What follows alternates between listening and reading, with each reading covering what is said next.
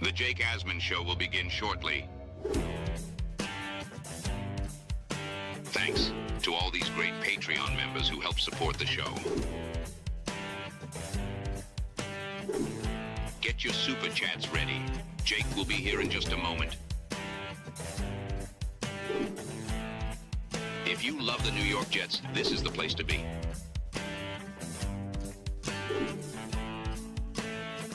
And now, the Jake Asman Show.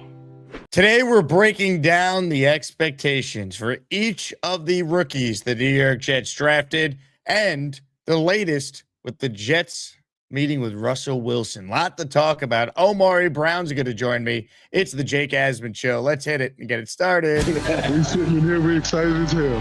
Now it's time to get to work. Are you a happy guy? Oh my goodness, let's go! I haven't felt joy talking about the Jets in a long time. When they announced it, I went, yeah!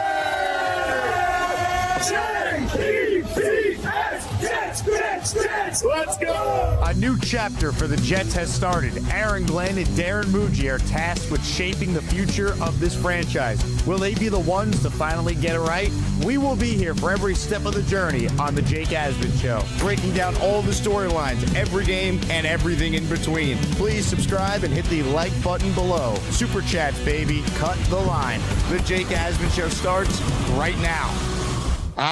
Here we go, Jet fans. Welcome in, everybody. It is indeed the Jake Asman Show, presented by PrizePicks. Smash the like button. Make sure you click the subscribe button. Appreciate you being here. A lot to talk about with the New York Jets. Of course, the month of April is about to end, so if you want to be added to our intro as one of the perks you get when you become a Patreon member, make sure you sign up before the end of the month. Great way to support the show in the off season now that we have slower times ahead. Appreciate all the Patreon members for keeping the show afloat year round. You get access to our Discord. You'll find out about exclusive events before the general public, including an event we're planning on July 11th. Stay tuned for more information on that. Patreon users will find out before anyone else. Go to patreon.com/Jake Asman Show. With that, we say hello to a good friend of the show. He crushed it during draft season for U Stadium. It's our friend Omari Brown. Omari, you were right in the middle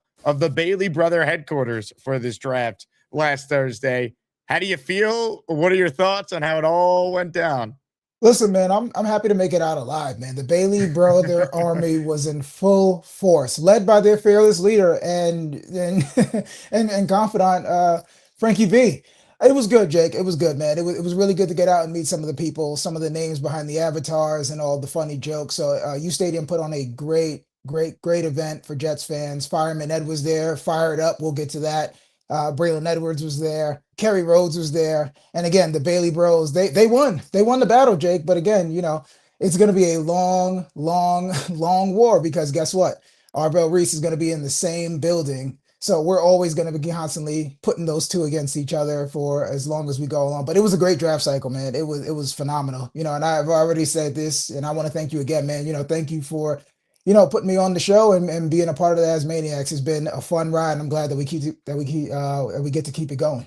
Yeah, man, you do a great job, and it was great to meet you in person at the combine, and here we are months later still doing this, which is just awesome. So we'll get into the draft class. I want to get your thoughts on the expectations for some of these guys and just the Jets thought process in taking them, because the last time we had you on, it was in the midst of the Cade Klubnik conversation, and we'll revisit some of the other picks, of course, that happened over the course of the weekend. But let's just start with the news that came down yesterday afternoon that the Jets brought in Russell Wilson for a visit to be their potential backup quarterback to Geno Smith. What's your take on Russ? Do you think the Jets should sign Russ as their QB2? To me, my number one for me, I would try to go trade for a younger guy with more upside, like a Tyson Bagent, like we've always said, a Will Levis, Joe Milton, or somebody like that would get me excited. But again, I understand that Russell Wilson is the best of what's available right now. So I'm not going to complain when Bailey Zappi is QB2 and you still have Brady Cook on this team and you just drafted Cade Klubnik. So if anything, in the doomsday scenario and Geno Smith goes down, you're going to be looking at one of those guys. And I don't think any of those guys are going to be ready. So I think when, because we talk about creating a better environment for a lot of these rooms. And I think environment in a positional room matters the most at the quarterback position. So Russell Wilson understands what he is at this point in his career. He's no longer Mr. Unlimited. He's probably Mr. Unlimited at his house. He's probably not Mr. Unlimited in whatever locker room or whatever quarterback room that he's going to be in. So it's going to be Geno Smith. You get two good veterans that understand what their role is and can, speak the same language as the OC. So I wouldn't really kill it. I know some Jets fans are saying that they don't want Russell Wilson anywhere near this team, but I think Russ understands he can handle the market. I mean, he's in a superstar marriage. He can handle the market. He understands what he is at this point in his career. He's probably self-aware. Russell Wilson is going to be 38 in November. I don't think that he's coming in here trying to, do the Zach Wilson, make Geno's life a living hell every practice. So I think he fully understands what it is. And I think because I saw you and Joe talk about it yesterday, I think the last time outside of Aaron Rodgers, I don't think that any QB has lasted for an entire season. It's probably been almost a decade outside of Rodgers doing it in 2024, which is ironic is all hell. But so even if something, in the event that something does happen to Geno and we're later into the season, we'll probably see them skip Russ anyway, and then we'll just probably get a few games of Cade Klubnik. So to me, if you can get him in here on a vet minimum, I don't think that it's that big of a deal. I just don't really see the point, is my thing. It's like, okay, Geno Smith goes down. What's the point in playing 38-year-old Russell Wilson? Like, just see Cade Klubnik at that point. Hell, Bailey Zappi, I think, might actually be a better quarterback than Russell Wilson. I just saw Russ last year. I know he had the big outlier game against the Cowboys, but the other games we saw him in, he looked terrible. I just think he's shot. He's a smaller, slender QB, so doesn't that go against everything we heard Frank Reich prefers in his quarterbacks anyway? I would just give Klubnik a chance or Bailey Zappi and just call it a day. I don't really see the point in bringing in Mr. Unlimited. Mr. Unlimited. Yeah, you got to be unlimited. You got to have a thought process of being unlimited. The craziest thing is the video of him at the Savannah Bananas game at Yankee Stadium over the weekend. He looked thick, man. I thought it was AI at first. Like, legit, I thought it was a doctored video to make Russell Wilson look fat. That's how he apparently looks. Like, I don't know, man. I'm good on Russell Wilson in the year 2026. I just don't think the Jets need to recreate the Seahawks quarterback room from 5 years ago. We bring in Pete Carroll in next to be the head coach. Like, what are we doing here? I mean, look, if it gets the Jets, I guess the number one pick in the draft, like Pete Carroll and Geno Smith guided the Raiders to this year, and the Jets could get their version of Mendoza next year and Arch Manning or whoever. All right, I'll listen. But I don't see the point in bringing in Russ in 2026. Listen, I completely understand. Why are we trying to recreate something that didn't really work well? But again, Darren Muji maybe has some ties with him. They overlap, they cross paths during their time in Denver. So maybe he does understand, Russ the person a little bit more. And again, Jake, I'm with you. I'm not trying to see Russell Wilson in the Lord's year of 2026, especially in the Jets uniform. So, but again, I think that you're just trying to get as many good people in the room as possible. And I think that Russ, again, it takes a lot to understand where you are. As men, as athletes, it's very hard. It's a shot to the ego to understand, your own mortality, especially your athletic career mortality. So I think Russ truly understands what he is. I did see that Savannah Bananas picture, and I was like, all right, did somebody Photoshop that and make Russ's trunk look a little bit bigger? But no, man, that's him. That's him. But again, he's almost 40. So, we start to slip a little bit when they're 40. But again, I'm with you. I think that Klubnik will be the third QB. And I think, here we go. I think Klubnik will be the third QB. And if there is an injury to Geno, I don't think that they're going to go with Russ. Anyway, it's going to be a situation similar to what Miami did with Zach Wilson and Quinn Ewers. Just because you're QB2 doesn't mean that you're going to, be the next man in line. So that's just what I would say right there. I mean, again, I thought this was a doctored video, which you just never know in 2026 what's real, what's not. I thought this was fake. This was a real video. And look, he's not exactly hustling down the line, moving too well in this clip. Yeah. Yeah, it looks, it's giving Sunday softball beer league. Which is totally fine if that's what he wants to do. I don't need Russell Wilson in the year 2026 being a New York Jet, because you just know if they sign him, he's going to start at some point because that's the Jets. Why are we wasting our time with this? If you're going to lose games, I'd rather lose with Cade Klubnik so we get an evaluation on it if he can maybe possibly be a long-term backup for this team. Yeah, for sure, and that's where I'm at too. You know, if we sign him, listen, he's going to be the QB2 only in name. I don't think that we're going to. I don't think that we'd see any Russell Wilson snaps outside of the preseason or when most of us are at training camp. To be honest, I think it'll just be window dressing at most. And to be honest, I wouldn't even get up in arms about it with fans because I just don't see that happening. I just can't see it happening, especially when you trade it up. And we're going to get to this. You know, you traded up in the fourth round to get a K Club name. It just doesn't make sense. Comments, questions, your super chats will cut the line. We're going to get into the expectations for the New York Jets rookie class in a moment. I do want to let people know, though, that we got a great giveaway on our show today. It is a signed helmet by number 80. Wayne Krebet signed helmet up for grabs on our shows today. Enter the raffle by gifting a channel membership or sending in a $10 super chat or higher. And from that point on, every raffle ticket is $5 or more. 10 gets you 2 as the initial threshold. So if you enter for the Krebet helmet today, you'll be entered in our weekly raffle, which will include this week a Joe Klecko signed football, Vinny Testaverde signed jersey, Garrett Wilson jersey plaque, Braylon Allen signed jersey, and how about a fifth prize, signed CJ Mosley jersey for 5 prizes in the weekly Asmaniac raffle. Shout out to Ozzy Fullers, who became a channel member, as did one Rodrigo. So we are up to 2 entries in the raffle. Hit it.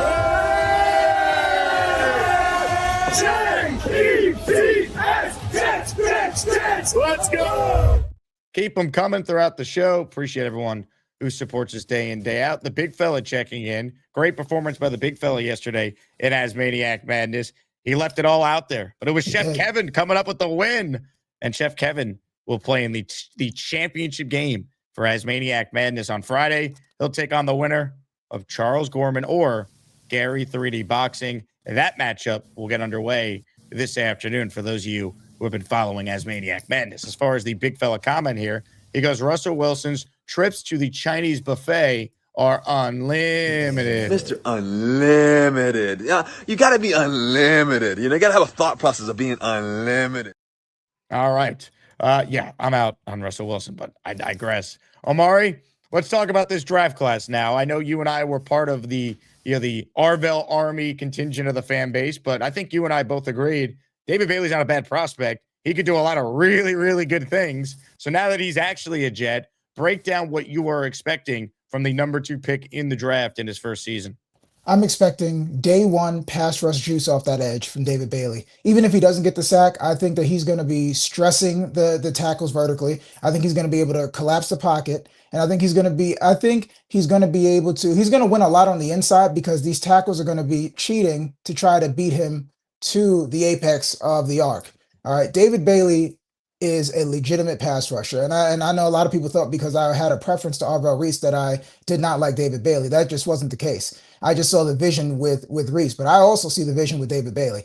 I'm thinking, Jake, early on, he's going to be on the and I think that the run defense is a little bit overblown. Yes, he's going to get, he's been thrown out the club a few times when he has to play that 5 eye or sometimes when he has to shade inside the tackle again. But that's not why David Bailey is going to get paid the big bucks. All right. David Bailey is going to be one of the best rotational edge rushers in this league day one. And with Carl Dunbar and working on the technique and just getting a little bit functionally stronger and understanding the NFL game, I fully expect David Bailey to be one of the best pass rushers in this league. I think at the end of the year, we're going to look up. David Bailey is going to be in the top 12 of quick pressures. So applying quick pressure, I think he's going to generate at least 40 pressures. I think Abdul Carter wasn't even utilized properly, and he was able to generate over 40 pressures. I'm looking at that for David Bailey. Year one for David Bailey, for me, it's all about disruption. So that's quarterback hits. Those are backside TFLs when run plays going against from you. And then all we need from you when the plays are coming right at you is just to stay within yourself. Maintain run gap integrity. Don't try to run upfield and leave your teammates out to dry.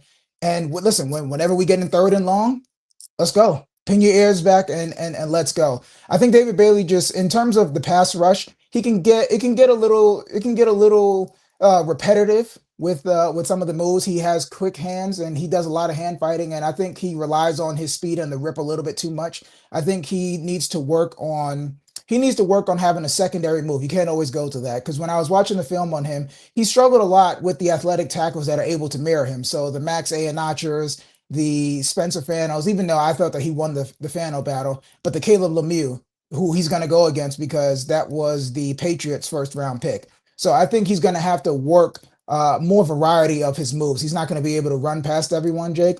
But I think, to be honest, I'm looking at, I don't even really care about the tackles. We'll call it 35 to 45 tackles. I'm setting the over under. I know Prize Picks sponsors this show. I'm setting the over under at 8 sacks with David Bailey. And I think that's attainable with the type of pass rush juice that this guy is going to bring day one.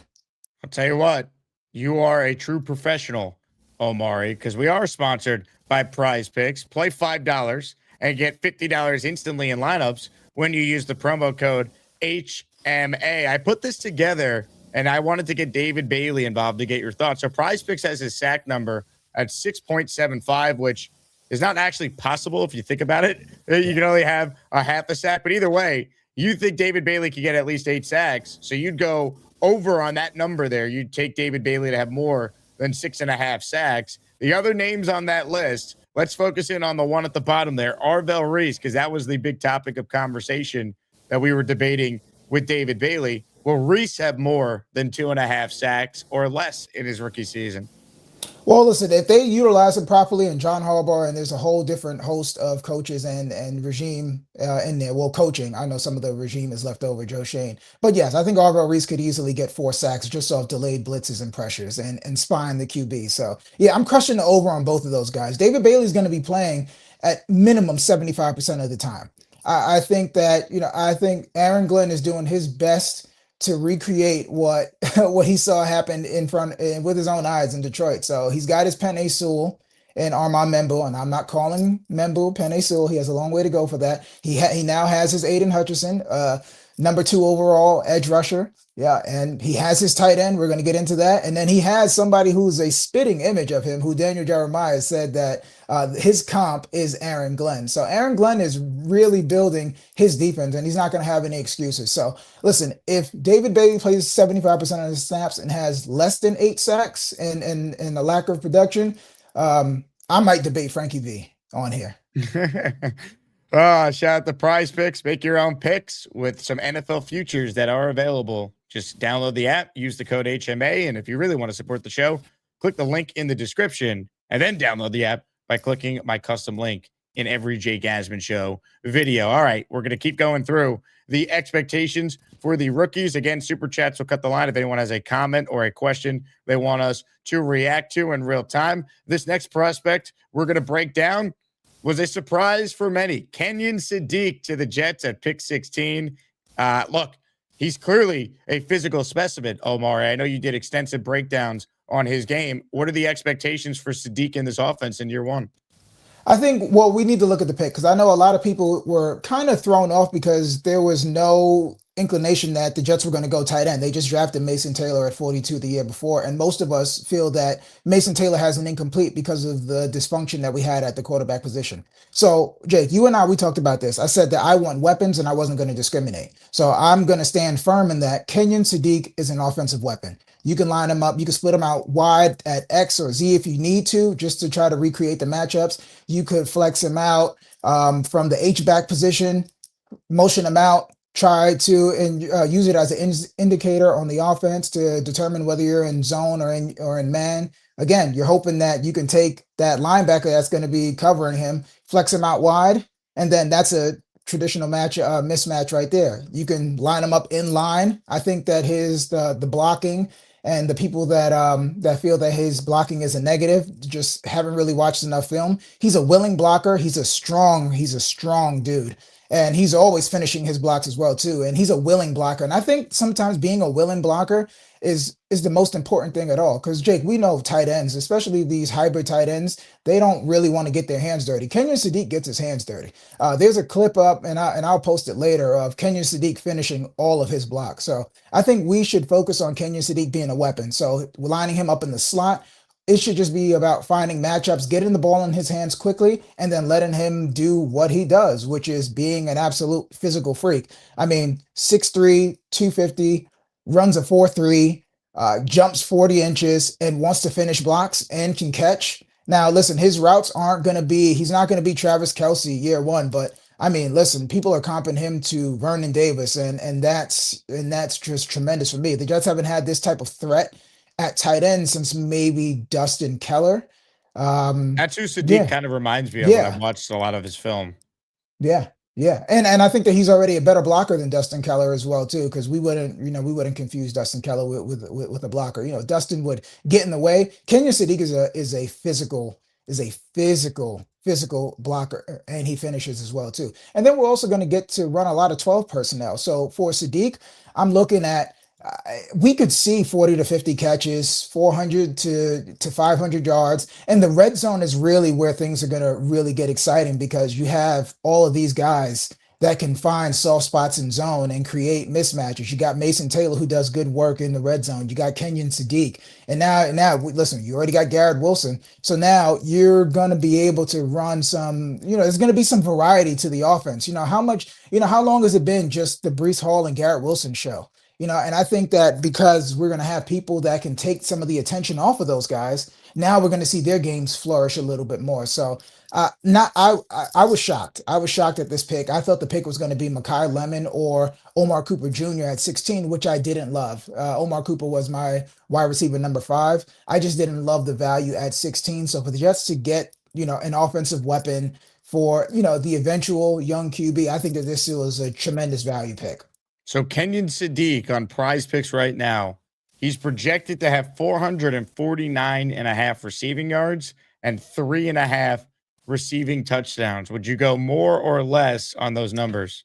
I'm going to go more in the touchdowns, and I think that's right in line. I'll probably say he'll be 400. I'm going to say 400, somewhere in that 4 to 440 range. So I'm going to go under on the yards, and I'm going to go over on the touchdowns because I think he's going to get a lot of looks. They're going to scheme up a lot of things for him in the red zone specifically.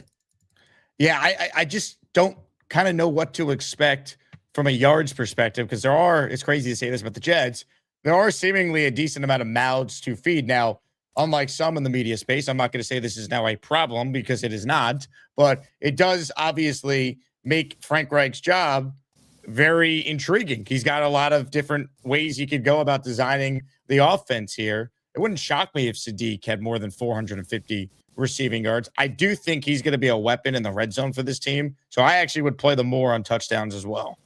Yeah, I think so. And listen, Jake, these are good problems to have. I love having good problems to have. But you got to remember, so let's walk through this a little bit. In the pecking order, you're gonna have Garrett Wilson, and then your second option we'll call it Omar Cooper Jr. And then your third option will probably be Mason Taylor. And then you have A.D. Mitchell, and then you have Kenyon Sadiq. And we haven't even talked about Breece Hall as a check down. So, I mean, so there is a lot of mouths to feed. But again, I think it's going to be matchup. So maybe this weekend versus Miami, it's a Garrett Wilson game. Maybe the next weekend versus New England Patriots, it's a Kenyon Sadiq game, and so on and so on. So these are good problems to have. And listen, that's why Frank Reich gets paid the big bucks and we don't, Jake. Hey, you're not wrong about that. Ladies and gentlemen, Omari Brown with us here. Comments, questions, super chats. We'll cut the line if you're just tuning in. Our giveaway today is a Wayne Corbett signed helmet. We're breaking down the expectations for each of the Jets rookies. Our next rookie is a guy you just mentioned, Omar Cooper Jr. This was my favorite thing they did night one. It was so exciting when Jets flashed up on the screen and they were trading back in using pick 33 to come up and get Omar Cooper Jr. and apparently snipe him away from the Buffalo Bills, who were interested in drafting him. Your thoughts on Cooper as a prospect and his role with the Jets in year one? Yeah, so this is a recurring theme for the draft. These are guys who stayed with winning programs. I like guys that stick it out, especially in this NIL era, Jake. Guys are just jumping all over the place. And again, I understand some of these guys really aren't going to make money in the NFL. So you have to make your money while you can. Omar Cooper Jr. progressively got better at Indiana every time.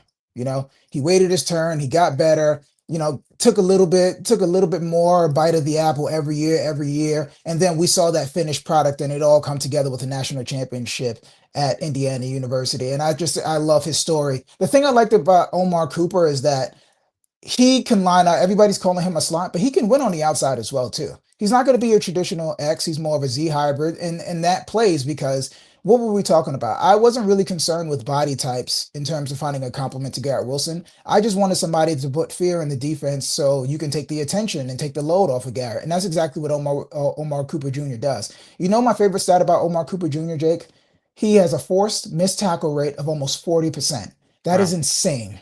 That is insane. And when you watch his tape, it's littered with yak yards after catch for people that aren't with the acronyms. And he's always, I like guys that win fast, that are where they're supposed to be, and that they're going to catch the ball. Omar Cooper Jr. wins at all three levels. He wins at the line, he wins at the break, and he wins at the catch point. And that's what we need. He has sure hands, and he's a monster in the open field. You can do some jet sweeps with him. You could line him up in the backfield. Okay, so now again, what are we looking at here?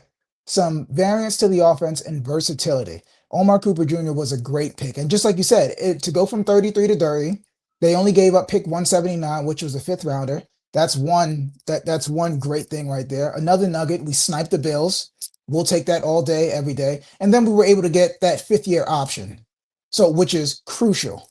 So I thought that Darren Muji, it was a Muji masterclass. And I have a video up on TikTok, and we were just all, it was towards the end of the night. People left early, and it was just like, when you knew that there were post-scene credits in a Marvel movie and everybody left, and you were like, why are we leaving? Like, we're right at 33. Like, there's still talent on the board. Let's get something going. So it was really cool, and we were hyped. And I caught a little bit of your stream on the way home. You were excited. You were excited, Yeah. man. It was a great night.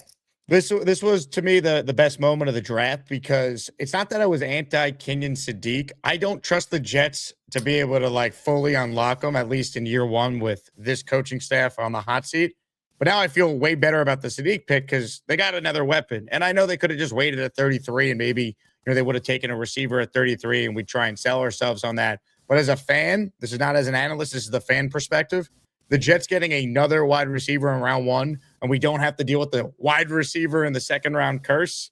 That's big, because I don't need to remind Jet fans on their history of day two wide receiver picks if you want to throw Malachi Corley into the mix as a third rounder. So, I mean, Omar Cooper Jr., Garrett Wilson, Santana Moss, Keyshawn Johnson. Those are now the most recent first round wide receiver selections by the New York Jets. The first three obviously all worked. And let's hope Omar Cooper Jr. joins that list of successful first-round wide receiver draft picks. Yeah, and I think he will. And Jake, I felt the same way. The trepidation that I had wasn't with Kenyon Sadiq. It's the same thing I felt about Alvar Reese. Like, getting closer to it, I have to be real with myself. Take my fan, take the heart out of it, think with my head a little bit.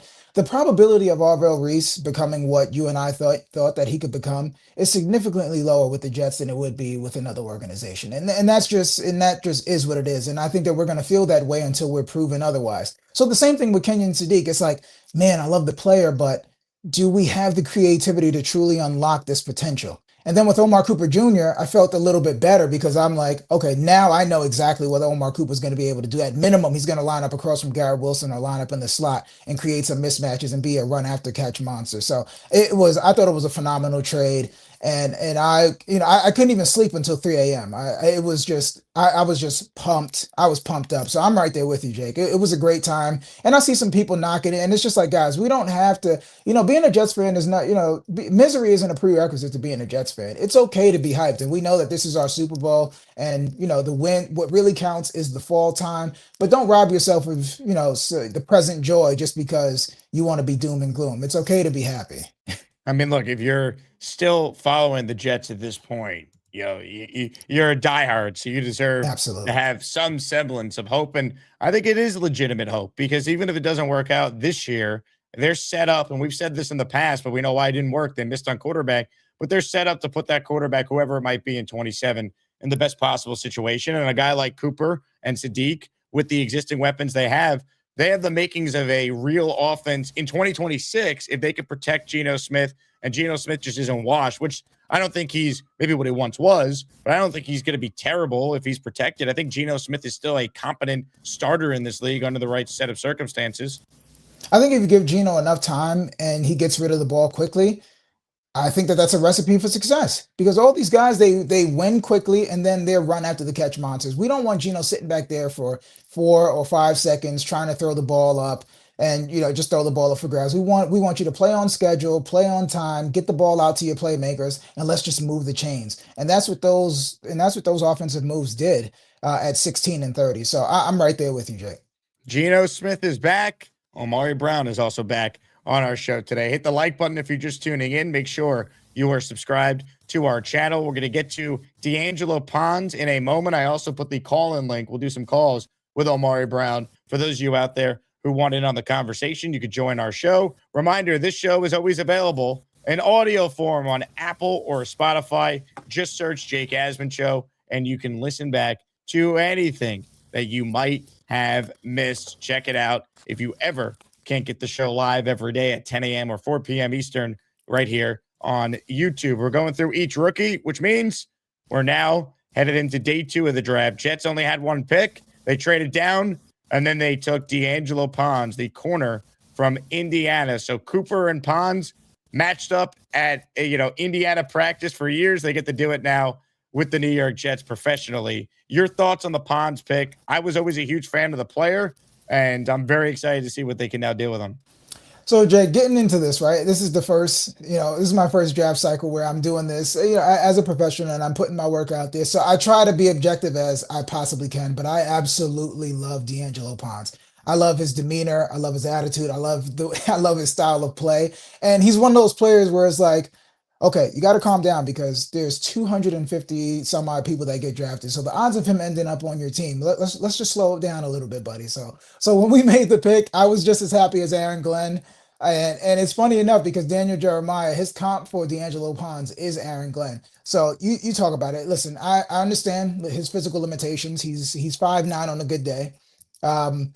And again, he's not gonna be going against all these 6'5" receivers. But again, he did acquit himself pretty well. I think if you ask Denzel Boston who the toughest cornerback that he's gone against, he'll probably tell you D'Angelo Ponds. And also, Darren Muji said every receiver that they spoke to throughout this draft cycle mentioned D'Angelo Ponds by name being one of the toughest covers, the people to cover them in this draft class. So you look at the technique is there. He is a willing tackler. He can play some press man. He can play some zone. He has great instincts in zone. I mean, you watch the national championship game where he's in trail technique. He goes to cover the number 2 wide receiver and then works his way back and dislodges the ball from the tight end at Miami. You look at his tackling. I mean, I've seen him upend running backs coming up to fill the run lanes. So I think you could start him I think day 1, he's going to be your nickel. He's going to play some outside as well too. I think it's going to be more matchup based. If it's going to be one of those, shiftier in and out of breaks wide receivers, D'Angelo Ponds is going to get that assignment because we already know that that's not really AZ Thomas or Brandon Stevens and even Deshaun Wright. Those guys are bigger corners and you want them to match up with those bigger corners. So I think D'Angelo Ponds is going to be utilized all over the backfield. I think Aaron Glenn even said he's going to be like a versatile weapon. So they're going to cross train him. I think that's what his term was. He's going to cross train him. He's going to play some nickel. He's going to play some outside corner. And it wouldn't even shock me if somewhere down the line he's playing some deep third safety as well too, because the ball skills are there and the instincts are there as well too. And Jake, the one thing I love right now is that they didn't just sit back on their laurels and say, okay, we have Jarvis Brownlee to play nickel. Or they didn't just sit back going back really quickly to the Kenyon City. Okay, we got Mason Taylor last year. It's all about getting talent and the right guys who have the right mentality to help turn this thing around. And D'Angelo Ponds is absolutely one of those guys. He started with Kirk Cignetti at JMU, and he went with him to Indiana, and we all saw what they did. And D'Angelo Ponds was a shutdown corner. He was a shutdown corner. The defensive coordinator for Indiana said that he started his game plan knowing that one side of the field was going to be shut down because D'Angelo Ponds was playing over there. Okay, now I know that the height and the physical limitations are there, but you can make up for that with technique, speed, and anticipation. And D'Angelo Ponds has all of that. The only time he looked overmatched to me, Jake, on film was against Jeremiah Smith. And he only gave up one really long touchdown. He gave up 2 receptions, I believe, for 71 or 72 yards. And he won 2 out of those 4 reps. And Jeremiah Smith, most people are comparing him to Andre Johnson and Julio Jones. Like, he's being compared to Hall of Famers. Every comp that I see for Jeremiah Smith is just some out of this world alien. So for D'Angelo Ponce to be able to do that, I think he's going to play for 8 years here, and I think that he's going to be a fan favorite. Let's go. I love it. I wonder if he could be the guy that could end the interceptionless streak. Let's get it done early. Week 1, pick off Cam Ward, just like he picked off Dante Moore and took it to the house. Pick off Cam Ward, take it to the house, set the tone that the Jets are not going to be a joke this season. Nope, not anymore. And I just love that he tackles, and again, if you're going to like think about this, Jake, now we just start going to whatever the the play call is, whatever the package is. Let's just get the best 5 defensive or 4 or 5 defensive backs out there. So that if that means that there's Pons on the shiftier Z receiver, you got AZ Thomas out there or Brandon Stevens out there, and then you got Brownlee in the slot. That's a good tackling secondary. And, for a long while, the secondary could not tackle for us. So I absolutely love this. I love the versatile pieces. That's just been my mantra of the entire offseason. Just get fast, physical guys that are versatile and that they're smart. I think you're spot on because Pons, I think, could play all over the field. And I know that he's going to have to compete early on for a job. But, Omar, I really think they drafted 4 starters with their first 4 picks.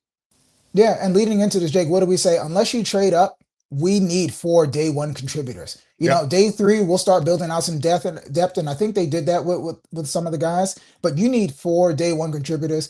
And when I tell you, Jake, and maybe this is hyperbole and just speaking in the moment, man, I just thought it was Darren Muji understands how to operate, especially with those premium picks. Day 1 and day 2, Muji, he's up there for me, and I really appreciate the way that he operated this weekend, keeping things close to the vest. And even with the David Bailey stuff getting out, it just made sense. But again, we had no idea where they were going. We had no idea they were going to trade back up into the first round. And then we had no idea they were targeting D'Angelo Ponce. So to be able to recoup some draft capital after trading up and to move back 6 spots and still get my cornerback number 3, I have no complaints, no notes. Ladies and gentlemen, a super chat has come in from 6 Rings. If a contender calls, do you trade Garrett Wilson for first? 6 Rings, what are you doing, man? You have the audacity, the unmitigated gall to ask about Garrett Wilson being traded on April 29th. Really? Really, 6 Rings? This is just unacceptable. B, send him to the hall. Yes. Boys, you know what time it is? I got stuff for that punk. See this, boy? This is the Ronnie crop, the Sergeant Slaughter Ronnie crop. Your ass will be belted and branded. You want to get branded? I'll show you how you're gonna get branded.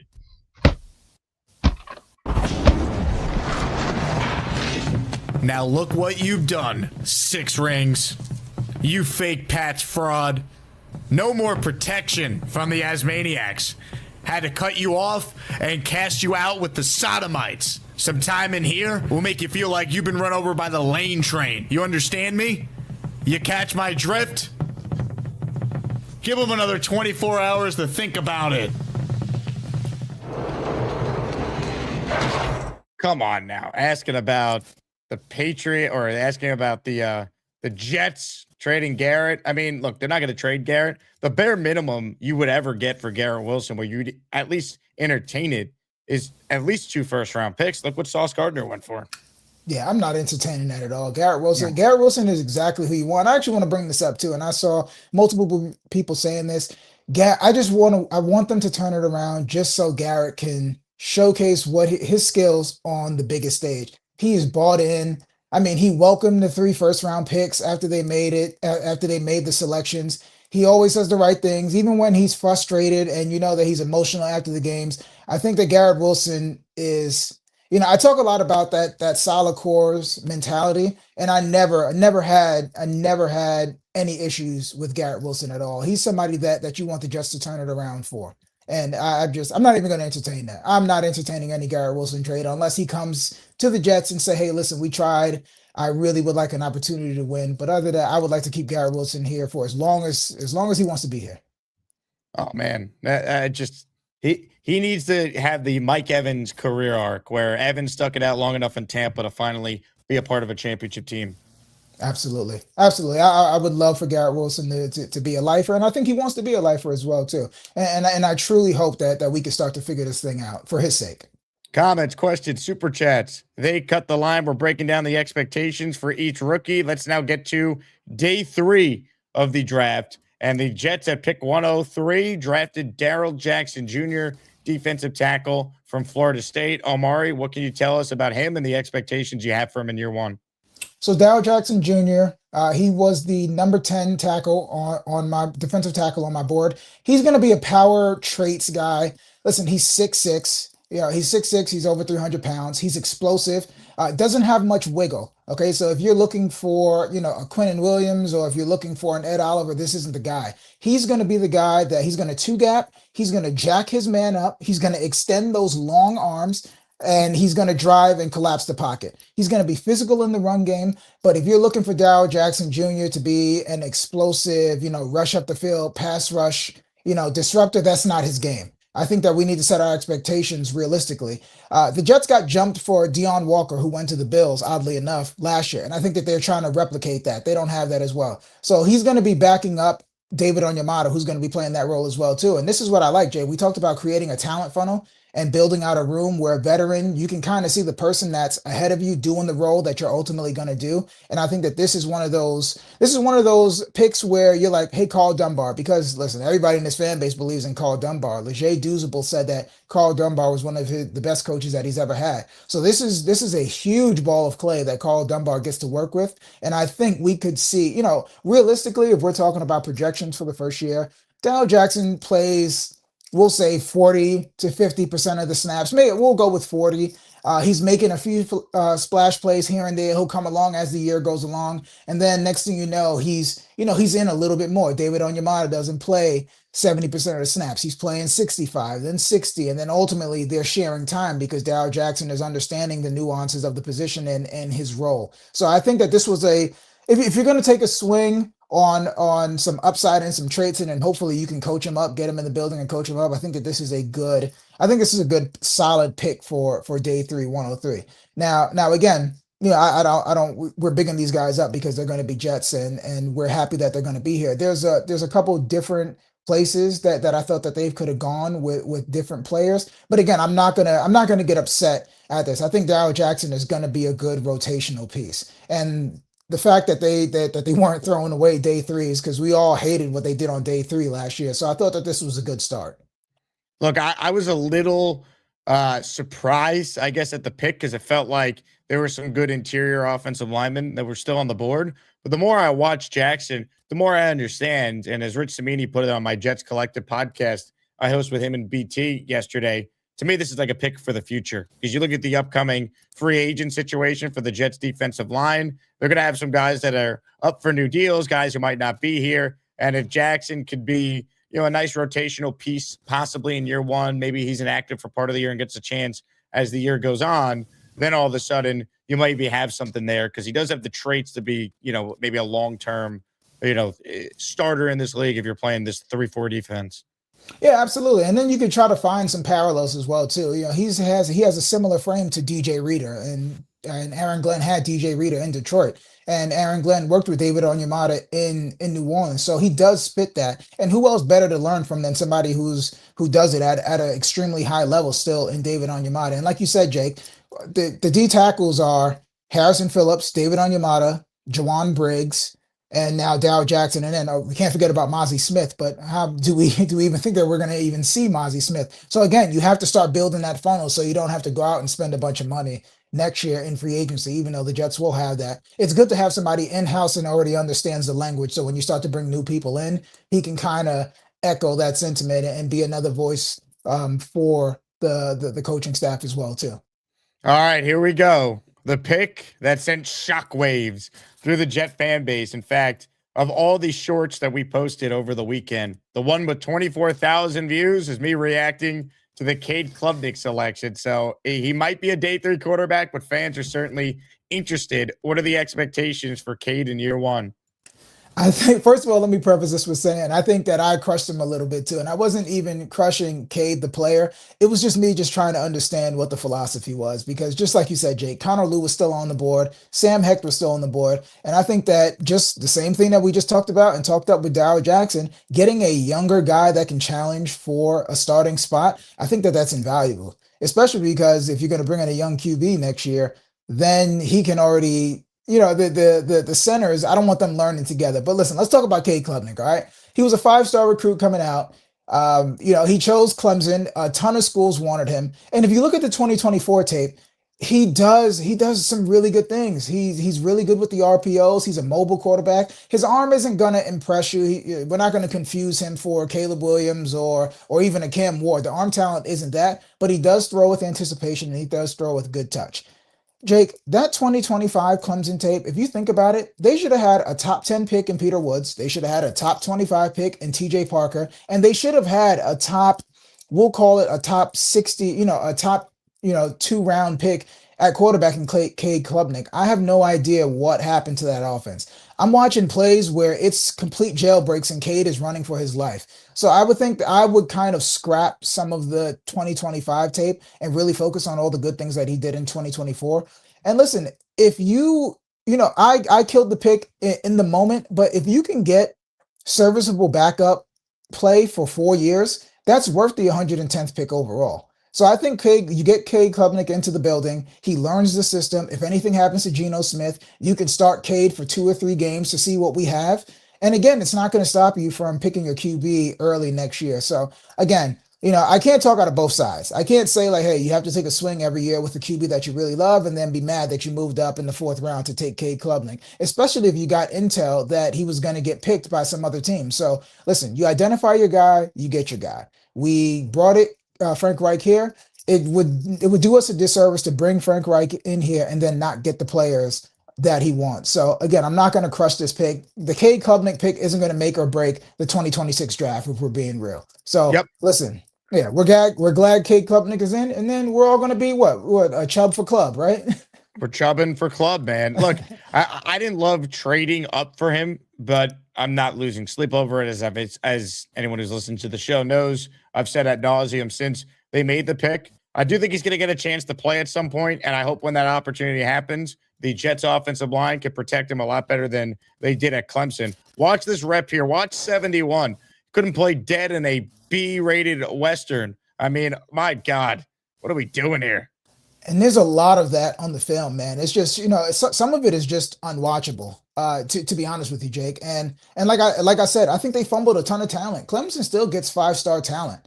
And I don't know what needs to happen. I won't pretend to be, all the way tapped in with what's going on in South Carolina for Clemson, but something's got to change because all 3 of those guys should have been, picked in the top 2 rounds. Well, the first guys were, but, Peter Woods, he should have been a top 15 pick.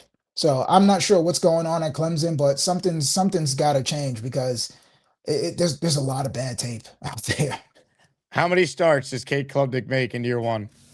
What's our over/under? I'm gonna say, do we have an over/under for Cade? If not, we'll go. There's not an official one, but I would say Okay. let's put it at 2.5.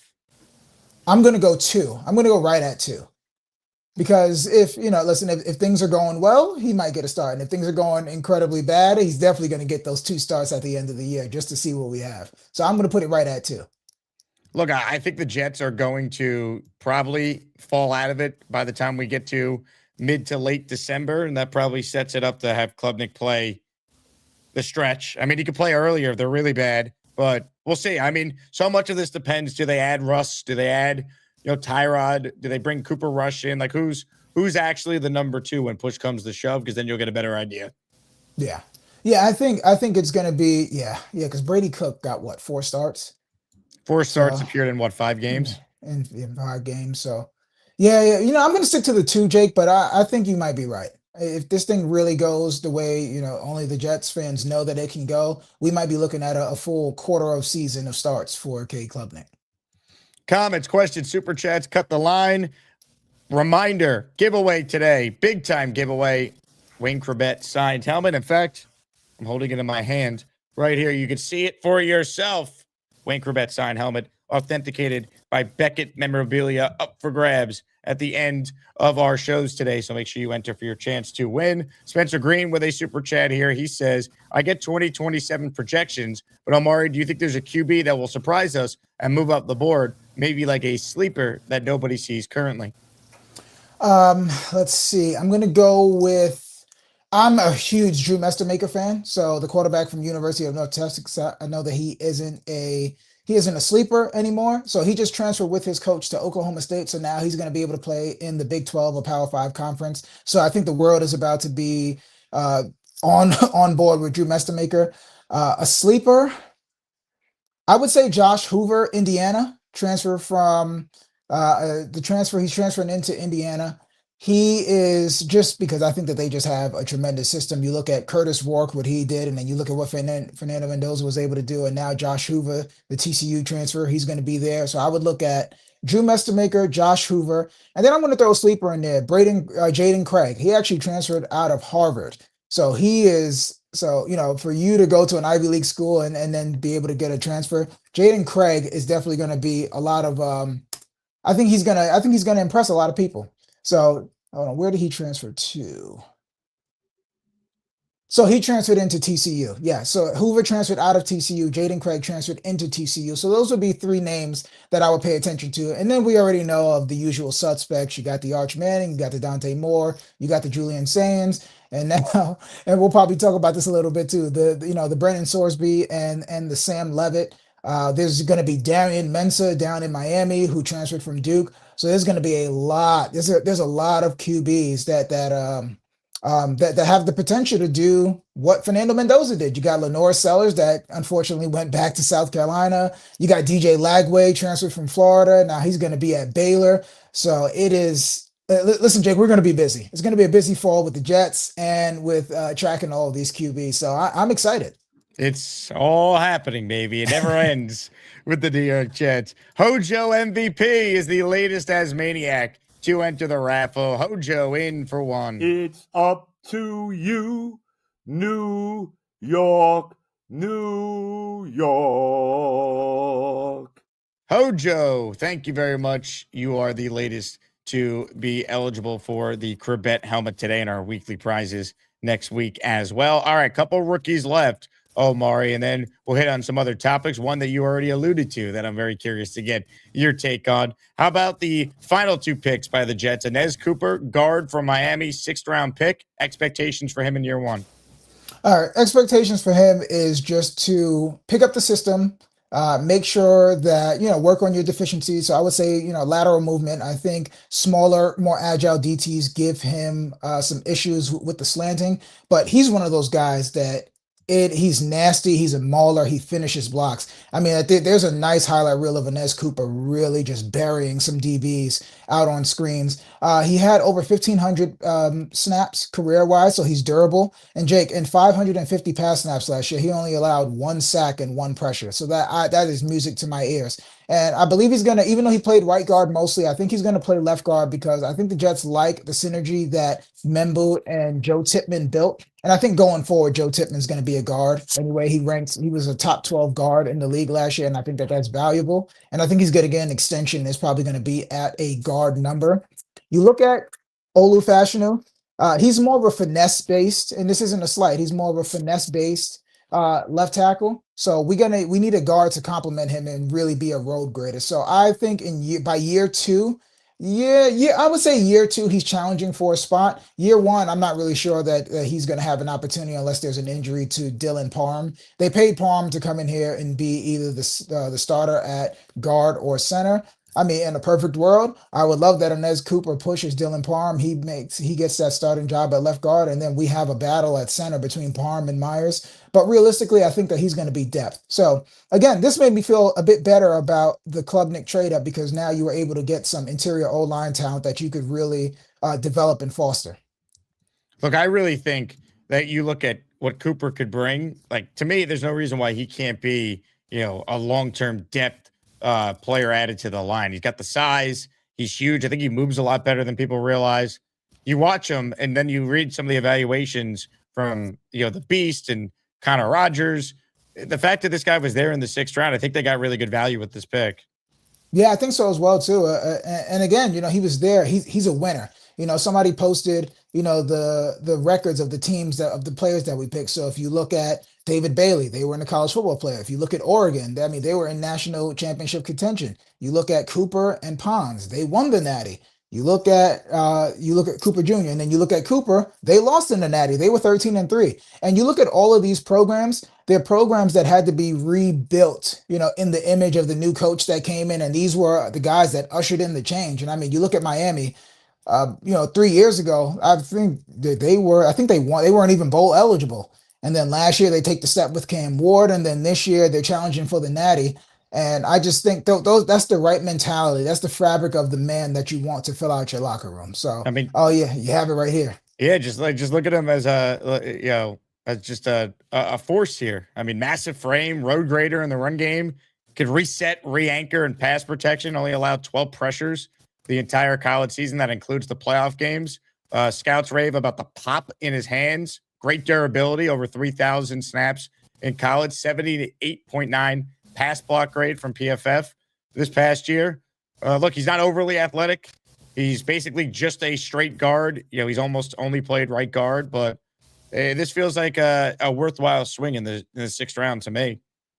Yeah, I mean, listen, would it surprise you? Listen, I think we've done okay with 6 round guards. Matt Slauson came in and gave us a couple decent years, and you look at what we were able to do with Brandon Moore and convert him from defensive line over to offensive guard. So the Jets have always done a decent job of finding these random guys in the later rounds to play interior O line. So if not, even if he just turns into a capable depth piece, I think that's a win with a 6 round pick. Where I think that we've thrown 6 round picks into the wind in previous regimes. We've seen them throw fourth round picks into the wind last year. So seemingly we're getting better on day 3. Mm-hmm.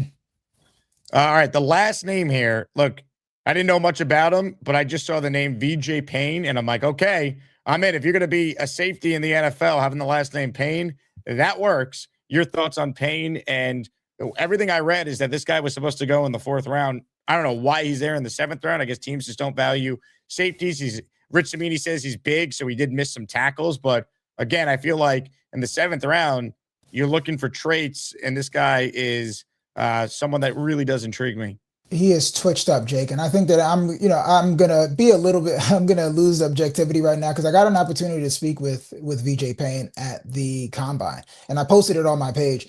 Phenomenal kid. He absolutely tore the combine up. Listen, he's played 52. He has 52 career games between Tulane and Kansas State. So I'm a huge VJ Payne guy. He's 6'3", he's 210 pounds. He has 33-inch arms, which is elite. That's elite percentile for the position. So and that's what causes him to cause he gets a lot of pass deflections. He gets into the run lanes. He feels the run. He feels the alley physical. He moves around. He's versatile. He's played in the box. He's played in the slot. He's played deep third. I'm a huge VJ Payne guy. He was my number 1. He was my number 9 safety, Jake. So I don't know how he fell that low, but I think, and he's versatile as well too, and he's a smart player. VJ Payne is definitely going to challenge for a roster spot and work his way onto the field year 1. I have no doubts about it. It's either going to be special teams, it's going to be as a sub package linebacker. They're going to find a spot for VJ Payne. And again, he's not a perfect player. There's a reason that he probably went in the 7th round. He's not the best in man coverage, so he needs to work on that. But again, I don't think you're going to ask him to really play a lot of man coverage unless he's covering a tight end in a short space. But I think he's going to be one of those guys that he's going to be blitzing a lot. He's going to be near the line of scrimmage, and he's going to play a few different safety spots in those sub packages. I actually love this pick. And I think if you watch the interview, when I asked him to describe, what a team will be getting as VJ Payne the man, I think everybody's going to be rooting for this kid as well too. And he actually met with the Jets at the Senior Bowl, and he had a quick dinner with them at the Combine. So you can kind of, the tea leaves were there, and I was actually happy that for VJ and for us and for myself too, because then I could post that interview. Yeah, that's awesome. That is awesome. I mean, look, he's 6'3" and 206 pounds, and he ran a 4.4. Like, that's a guy in the 7th round. You take a chance on that all the time, 100% if you can. Those guys don't typically make it to the 7th round. They don't, especially with all those traits-based guys that get overdrafted. I was shocked to see him still there.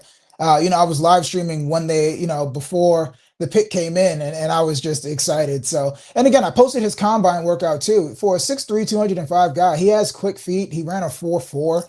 He ran a 4.41, and you even heard Daniel Jeremiah go, whew, because they weren't expecting that from a big safety. When you see him up close, he's a big guy. So he moved really well. He looks really good in the field work. Nice feet. And again, he's a 7th round pick, and I don't want to get too excited about it, but he's definitely somebody that we should root for as Jets fans. All right, you alluded to a story earlier, and I want to get your take on it. So the Brendan Sorsby situation. For those who don't know, he is the incoming Texas Tech quarterback. He transferred there and was expected to be their big-time quarterback, got a lot of money in NIL. He is checking himself into rehab for a gambling addiction, right? There's still unclear information on what exactly happened, what he was wagering on. But from an NFL standpoint, if Brendan Sorsby does not want to battle the NCAA in court, he could enter the NFL's supplemental draft, which would be sometime in July. And you don't even have the supplemental draft every year. You only have it in years where there's players in the supplemental draft. I don't think we've had a supplemental draft since 2023 might have been the last time. We didn't even have it in 2020, 21, or 22. In recent years, it's around July 10th or 15th. It's typically held around that time.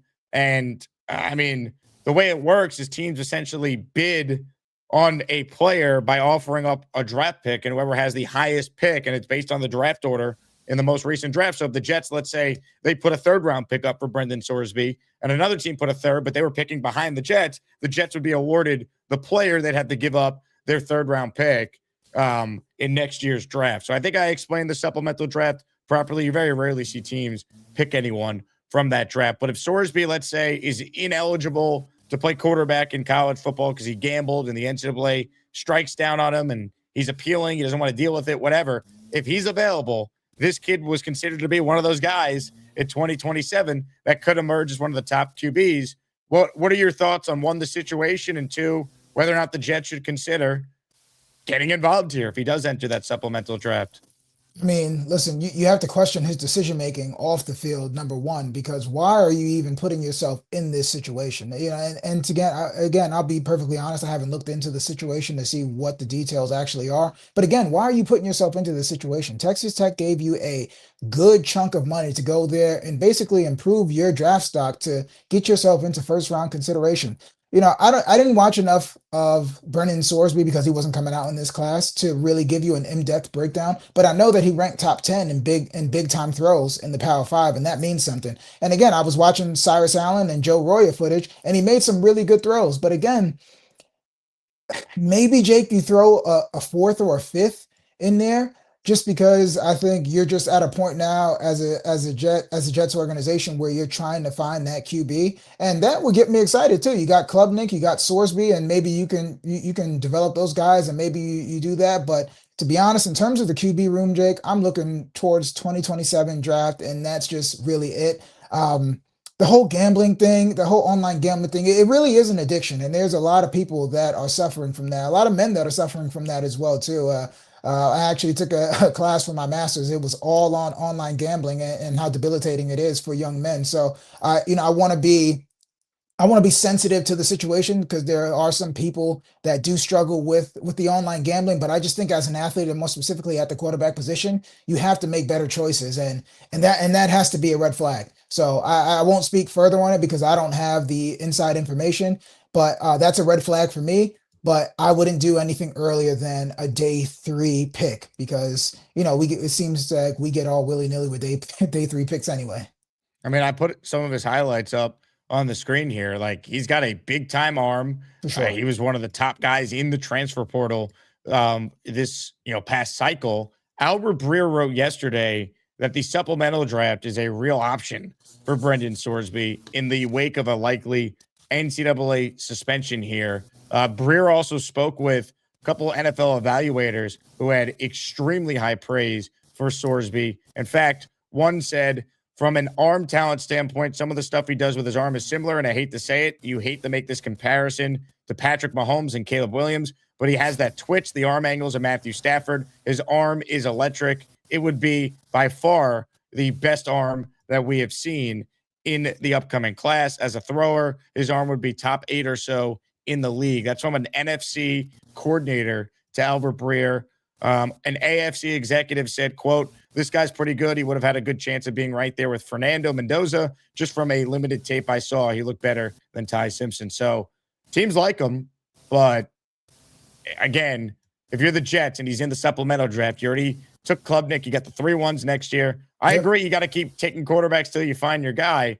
But like, if you're the Jets, are you using a second or even a third on this guy? Maybe a fourth. I'm with you. Maybe a third. You can convince me. I just feel like this might not make the most sense for the Jets given the resources they have and what they're positioned to potentially do for 2027. Because again, like if it doesn't work out with Aaron Glenn, you're adding another quarterback that the coach that's coming in didn't pick. And what does that mean? I'm right there with you. And honestly, Jake, I'm so sick and tired of people saying, oh, he has Mahomes-like traits or Caleb Williams traits. I think those guys are one-on-one. And we need to just leave them in their class and what they do. And I think that's how we got in trouble in 2021, right? Trying to recreate greatness. And I think it's just like the NBA. Some people got in trouble trying to find the next Steph Curry when Steph Curry is just a generational talent. That's what it means to be generational. Mahomes, you got your Caleb Williams, all these other guys, they have flashes of brilliance. And it's okay. Those guys are just brilliant 90% of the time. So let them be brilliant. And I hope that they figure it out, but I don't think the Jets need to touch that. Could you imagine? Listen, if you can't check yourself and you're living in Cincinnati, Ohio, or Lubbock, Texas, what's going to happen when you come to New York when every podcast known to man is being sponsored by FanDuel and PrizePicks and things like that? I just think it's a recipe for disaster. And I think the Jets need to continue to go along with the high character guys that you're building the locker room with, and leave the other stuff to the organizations that have the infrastructure to handle something like that. So I would be out on Brendan Sorsby, but I wish him luck. Bill writes in, I would take a gamble, no pun intended, on him in the 4th, possibly 3rd, if they love him. I mean, look, you got to at least consider it, given the fact the Jets obviously don't have seemingly their long-term option at quarterback on the roster. But if you took him and put him in the room with Klubnik, then I don't know what all that looks like. Here's a little excerpt from the Dan Patrick Show. Dan was joined by, what's his name? Dan Wetzel, who covers college football for a very long time. And this was Dan Wetzel's take on the Sorsby situation and what his future could potentially be. What do we need to know about this, Dan? This is an interesting one because there's no allegation of any kind of point shaving, fixing, prop bets, anything like that. This is not a criminal investigation. It's an NCAA investigation. And I think that's important, because that limits the trouble that Mr. Sorsby would be in. But it's really more of it's a different and modern one where he just liked to wager on sports, which enormous numbers of people do, and some do to a problematic level. We're talking, allegedly, thousands of bets. He would bet Cincinnati Reds pitch by pitch, $1, something like that. We've heard that kind of reporting. We'll see what the full details are. We'll see where this leads. But right now, it is really just that he was gambling on different sports, which the NCAA prohibits in most cases. And the particular problem would be back in 2022, he's allegedly gambled on his own Indiana Hoosier team. He was a freshman at the time. He played in one game. He was going to redshirt that season. But the NCAA has a clear line that says you can't bet on your own teams. And so that in 2023, they put a rule in that would be permanent banishment from college. You'd lose your college eligibility if you do that. This took place in 2022. We'll see how that plays out. There's a lot of stuff, but generally speaking, I'm going to expect that Brendan Sorsby's not going to play NCAA football again. He might play in the NAIA level. He might go to the NFL. I don't know what he would try to do. But it's certainly a very big scandal. It's important going for Texas Tech next season. It's a sad story of a kid with a young man with a ton of potential who's going to be paid $4 or $5 million this year, reportedly, to play for Texas Tech. And he gambled it all away. using a sports betting app. So we will react to Dan's comments in a moment, but first a word from Prize. I'm just kidding.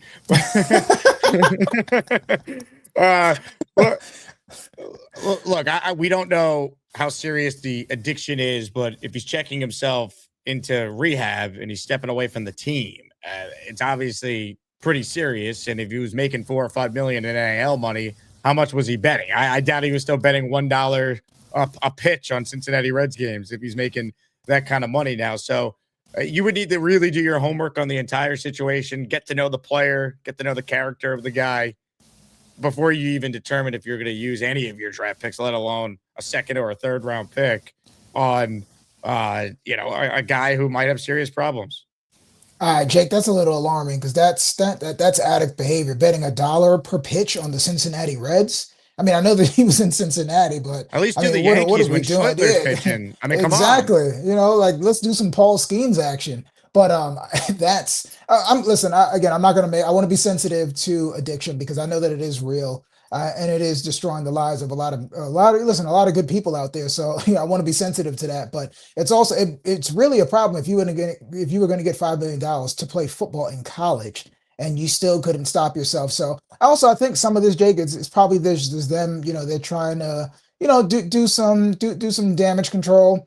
And they're trying to be proactive and saying like, hey, listen, we understand. And Brennan understands that he did wrong. So he's going to get some help. Hopefully he can get some sympathy. But I think the NCAA is, if nothing, they are petty. All right. And they try to be as thorough as you can. And they already lost with one QB during this draft cycle with Trinidad Chambers. So I'm sure they're trying to get a win. And I think Brennan Sorsby is going to be that win that they get. So it's unfortunate because you never want to see a young man put his career and his life in jeopardy. But so I hope that all, as we get more, I'm sure Jake will be all over it. I'm hoping we get more information about that. But ultimately, I hope that Brandon is able to move on from this.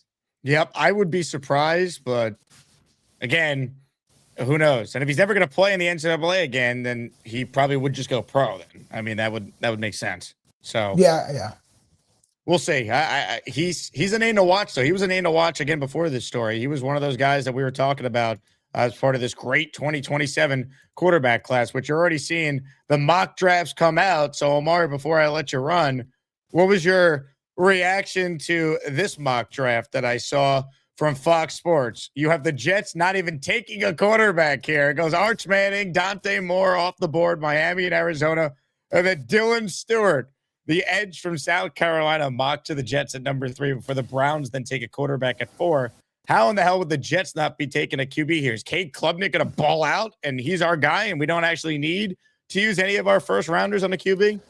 Listen, I'm starting to learn the internet game, Jake, and it's all a game. That's exactly what it is. They know they Jets fans cannot wait to talk about this and to retweet it and say, hey, look at this. They didn't even give us. We just took a edge rusher at 2. Number one, I'd be pissed off because Arch Manning not only doesn't come to the Jets, he goes to the Dolphins, and then Dante Moore goes to the Cardinals. And then the Jets, it's a consolation prize of Dylan Stewart, who most people, I put Dylan Stewart in that alien category. I can't really wait to dive into his film. This would piss me off. And I really get mad at what happens at the NFL anymore because I understand. This would absolutely piss me off. It would drive me crazy. So that means that we had to sit through another horrible year again, and we don't get a prize. Our prize is we get another redundant pick. You know what this feels like now? You know what the Will McDonald, David Bailey, and potentially Dylan Stewart pick feels like? It feels like Muhammad Wilkinson, Quentin Coples, and Sheldon Richardson all over again.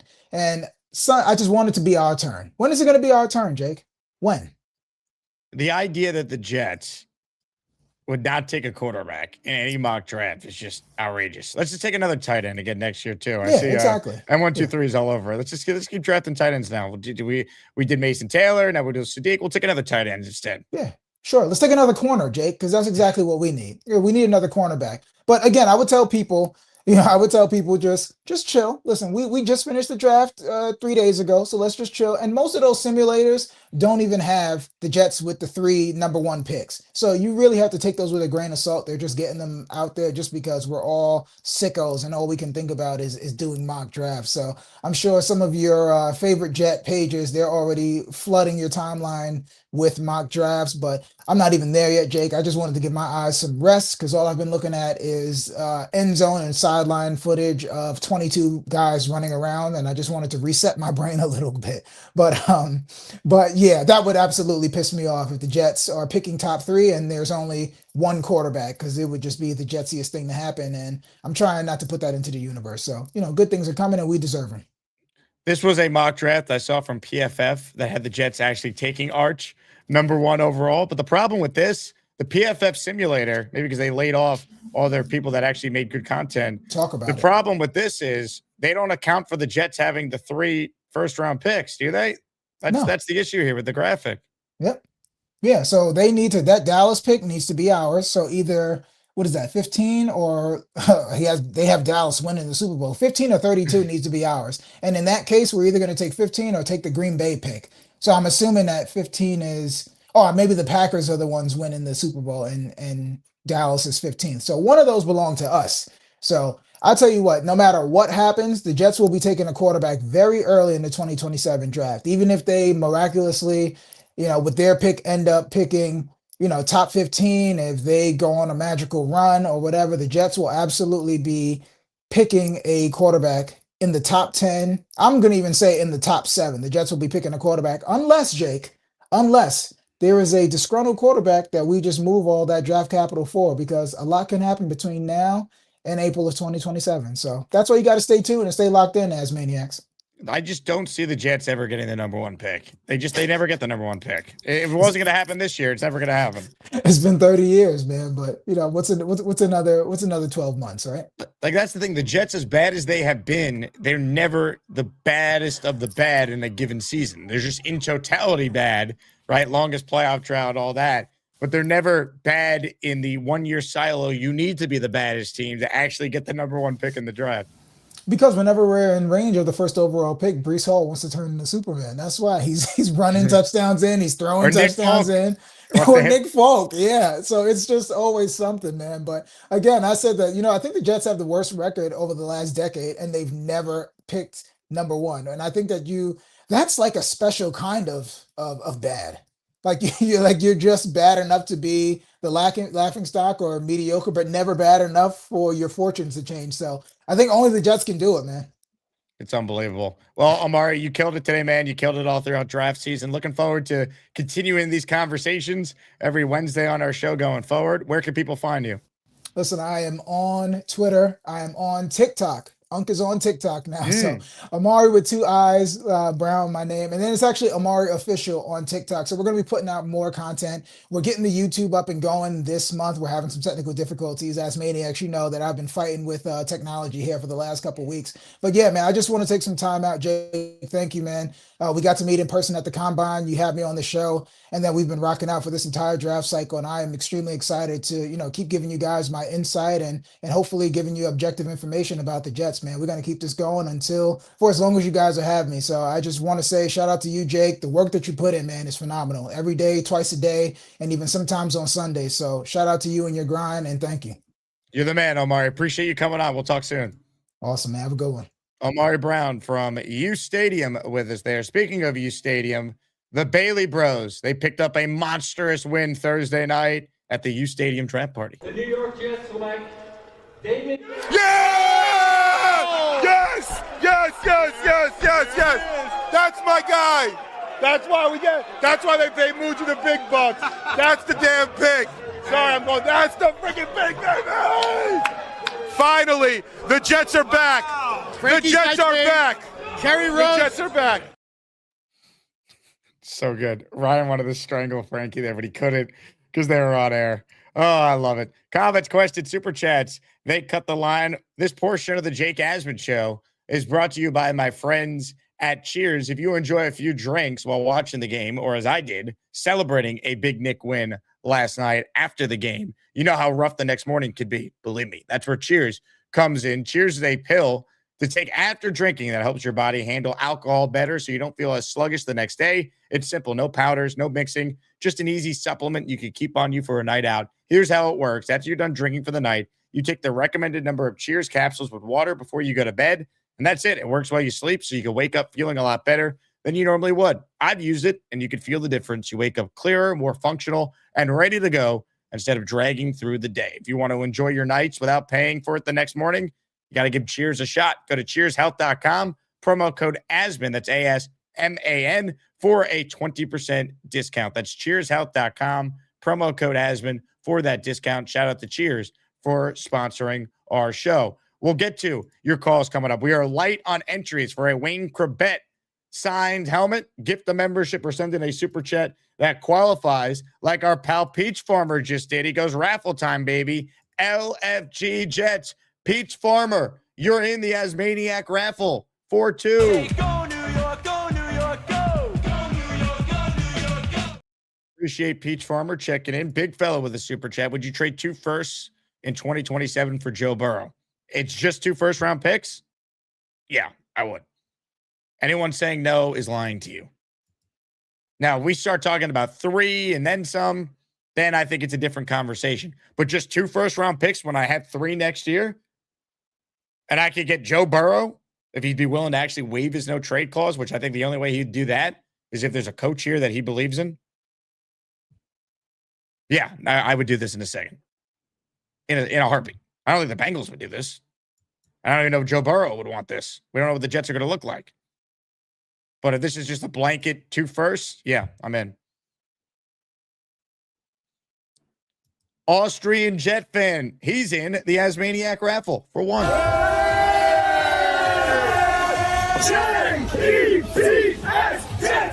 Jets, let's go. Let's go. Hey, one of the people that was just in that video there, he came to our draft party in Pittsburgh. He was in the Jets pit as they were making their picks. Johnny Boy joins us now. What's up, Johnny Boy? Hey, what up, Jake, man? It's good seeing you again, bro. Dude, I was fun, man. It was a good time. The amount of Jet fans that came in to the to McFadden, shout out to McFadden's, the guy Lou B, BG. And how about having all those Steelers fans cheering the Jets? It was weird, man. At one point, I thought they were trying to troll or something, but I guess not. I don't know, man. Dude, it was a good time, man. It was very fun. It's I'm glad that I'm actually finally able to catch the show live. That I've been insanely busy with work and with the kids and the whole 9. But I wanted to come on and ask you really quickly in regards to the offensive line. We got the kid Anez Cooper. We got Parham. Do you think that they will have a open competition for that guard position? And do you think that Parham might compete against Myers to potentially take over the center? Or do you think that they might switch on over? I don't want Tittman to move on over. I think Tittman staying at guard has been really well. But I don't know. So I wanted to get your thoughts on that because, I mean, Cooper's a massive dude, bro. I mean, I think he's like 6'6", 300 and something pounds and hasn't allowed a pressure or a sack on the QB. But I wanted to get your thoughts on that. I would be surprised if Cooper had a legit chance to start the year. I think they signed Parham to be the starter. I think the Jets starting offensive line, they might say there's a competition if Glenn wants to try and do that again. After last year, they made Joe Tippin compete for the starting job with Myers before AVT went down. But I think their line is going to be from left to right. It's going to be Olu. It's going to be Parham. I think it's going to be Myers, Tippmann, and then it's going to be Membu. Yeah. All right. So I think Cooper is a good depth draft pick potentially. We'll see how it pans out. I like that pick in real time, but I don't think he's going to be expected to start as a 6th round selection, unless there's injuries. Yeah, and the only reason I say that, I wonder if they're going to have any kind of like an open competition for that, and he ends up outbeating, maybe the Parham or Parham beats Myers or whatever. So that was my train of thoughts in regards to that. And then the other thing is, I mean, I think you kind of talked about it, but this whole Brandon Sorsby kid, man, with this whole situation. I mean, the kid was being talked about potentially a 1st rounder. And, I mean, 27 touchdowns, passing, 9 of them rushing, the yardage that the kid gets, and he's done it more than 1 year as well. I mean, it's a conversation, like giving up maybe a 2 next year or a 3, if that's what it would take. And putting him in the room. I don't know. It's a good conversation to have. I think I like what the Jets are doing. They just got to win, and once they start winning stuff, it'll really truly fix a lot of the bad crap that's been going on with the Jets. So, but Jake, man, dude, it was awesome seeing you. Can't wait for you dressed a little differently than the last time I saw you. Oh yeah, I think they would have allowed me in a little bit more. I mean, I was in the pit. There's 3 sections of the pit, right? But yeah, I definitely dressed up. I've been in meetings, and then I have a break until about 1:00 today for a while, you know. So, but yeah, dude, it was a good time, man. All the fun stuff that we were able to do. The Pittsburgh was a fun city, I have to say that, and I really had a thought of what the Steeler fans were going to be, and I was completely wrong. And by the way, I don't know if you noticed this too, Jake, bro. They cannot stand Aaron Rodgers at all. I really didn't talk to any of them about Rodgers. They were out on him. Yeah, dude. They like they're pissed. They're like their whole conversation is like, this has never been the Steeler way to be held captive of a player like that. They're out. At this point, they're wanting like Will Howard to play, and they're like, if Will Howard becomes a dud, it is what it is. We'll get the quarterback next year, but they just don't want to be, essentially tied up to Aaron Rodgers and wait to what he wants to do, and et cetera, et cetera. So they don't really have a choice, unfortunately. I mean, where are they going at quarterback? Drew Aller? I mean, yeah, dude. But that's the other thing. A lot of them Steeler fans wanted Drew Aller. They were all like, when they picked him, it erupted in there, man. They started playing the Stick song, Renegade, and was going crazy. And then the next day, Drew Aller was there, and they really, really, really, really liked that kid. So I don't know. I just hope if we ever play the Steelers again, that we beat the living crap out of them and any other team that we play as well. I want to win, man. And I'm hoping that, what they're doing and the way they're trying to build up this team is sustains for a while. And we could enjoy, like during like the Mark Sanchez days and the whole 9. Wouldn't that be awesome, right? But Jake, dude, when's the next meetup, man? This is July 11th, Johnny boy. Stay tuned. Oh, yeah, can't wait, man. So, hey, Jake, appreciate you. It was a good time. It was fun, man. And I meant to ask you, that shot that we took, what was that? I don't remember. Yes. I don't remember. I just know that it was paid for by the Asmaniac community. That's all I remember. Yeah. Dude, I felt like there was like so many of them were constantly wanting to buy you shots.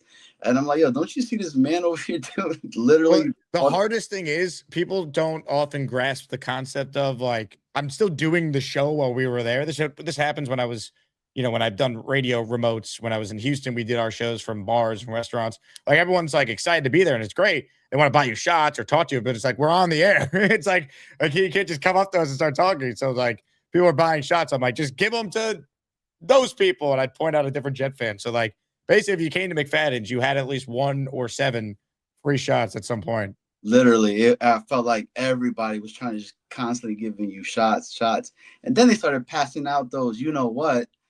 And I was like, yo, what is this? And of course, they. McFadden's, they, like, and of course, the first person that they give one to is me. And I'm like, dude, I haven't used this, I don't know, since 1987. Like, you have 12 kids. Why would you? It's stupid. This is like a quitter type of thing. Like, don't give me this. But Jake, man, I appreciate you again, man. It was a good, really, really fun, good time.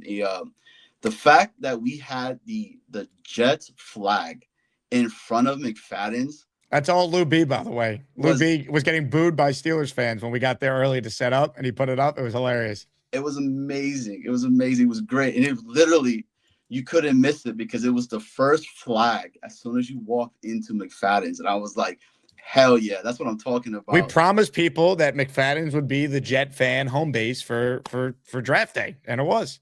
And it was. I mean, you were getting a whole bunch of people coming in. I mean, shout out to Los Mets, right? Meeting him and his wife and everything. That was dope. Marlon, right? Be able to meet Marlon. So shout out to Marlon. as well. It was a good time, man. And then those Jet guys that came in that were all in green. Oh my God. Yeah, they killed it. I was like, don't touch me. I think all of us were like, yo, don't touch me. We don't know that paint or whatever that you have on. But they were cool people, man. So it was a good time. It was a really good time, and I look forward to the next one. So JETS, Jets. Let's go. Love it. Johnny, but great call. Great to see you, man. You killed it with the outfit. So I'm so glad that you were able to make the trip. Again, thank you to everyone who came out to our draft party. It was a blast. Really was. As maniacs, let's go Jets. As maniacs, off-season jam. As maniacs, OG bitches. As maniacs, what's your superpower? As maniacs, we're built for this shit. As maniacs.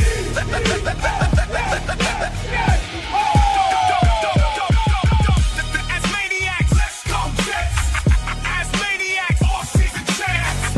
As maniacs, OG bitches. As maniacs, what's your superpower? As maniacs, we're built for this shit. As maniacs.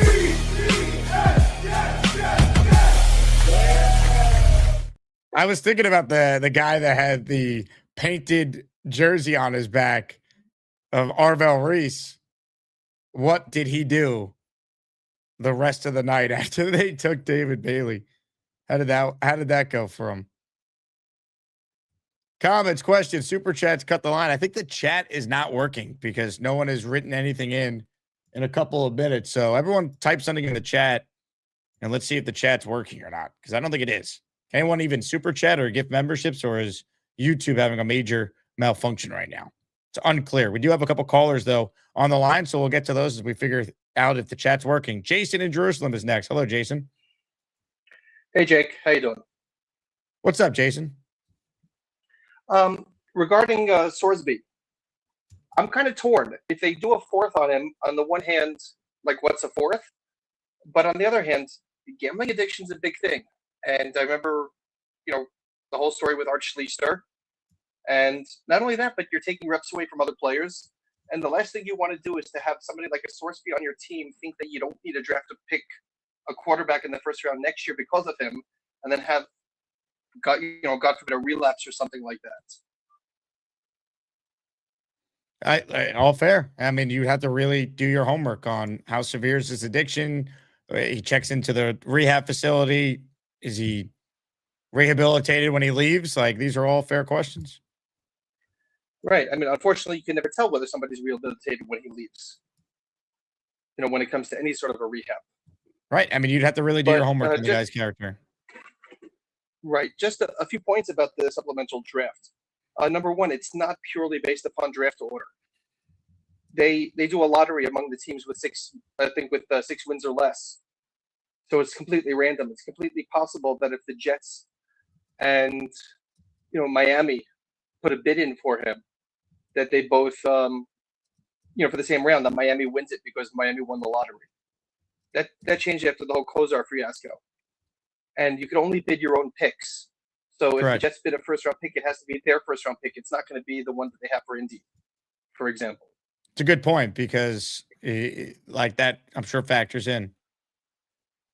Right. And Jets don't have a 6th or 7th next year, if I'm not mistaken.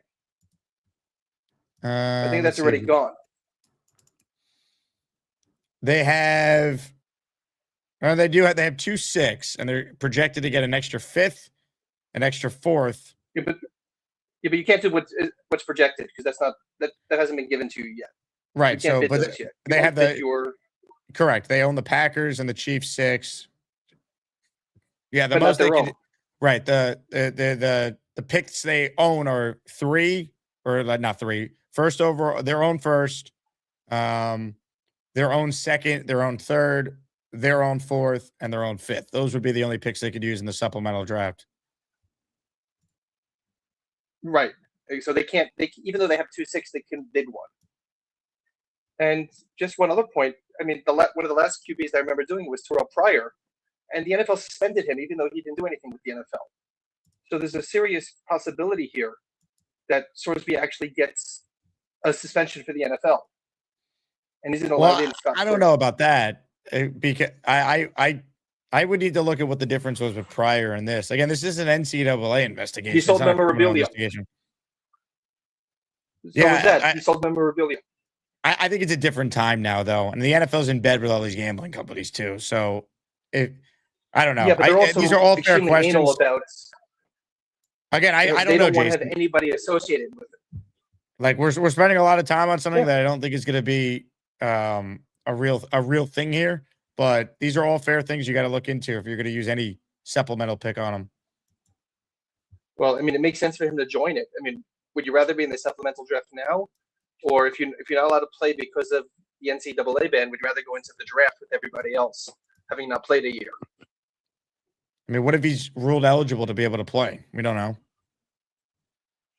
I don't see that happening. I'd be shocked if they did that. I mean, look, if he didn't bet on his team or there's no like implication to that level, who knows? I don't know how the NCAA is going to handle this. This is a very unique situation. Well, the NCAA rules are you can't bet on NCAA. Plus, he bet on Indiana while he was there, even though he wasn't in the game then.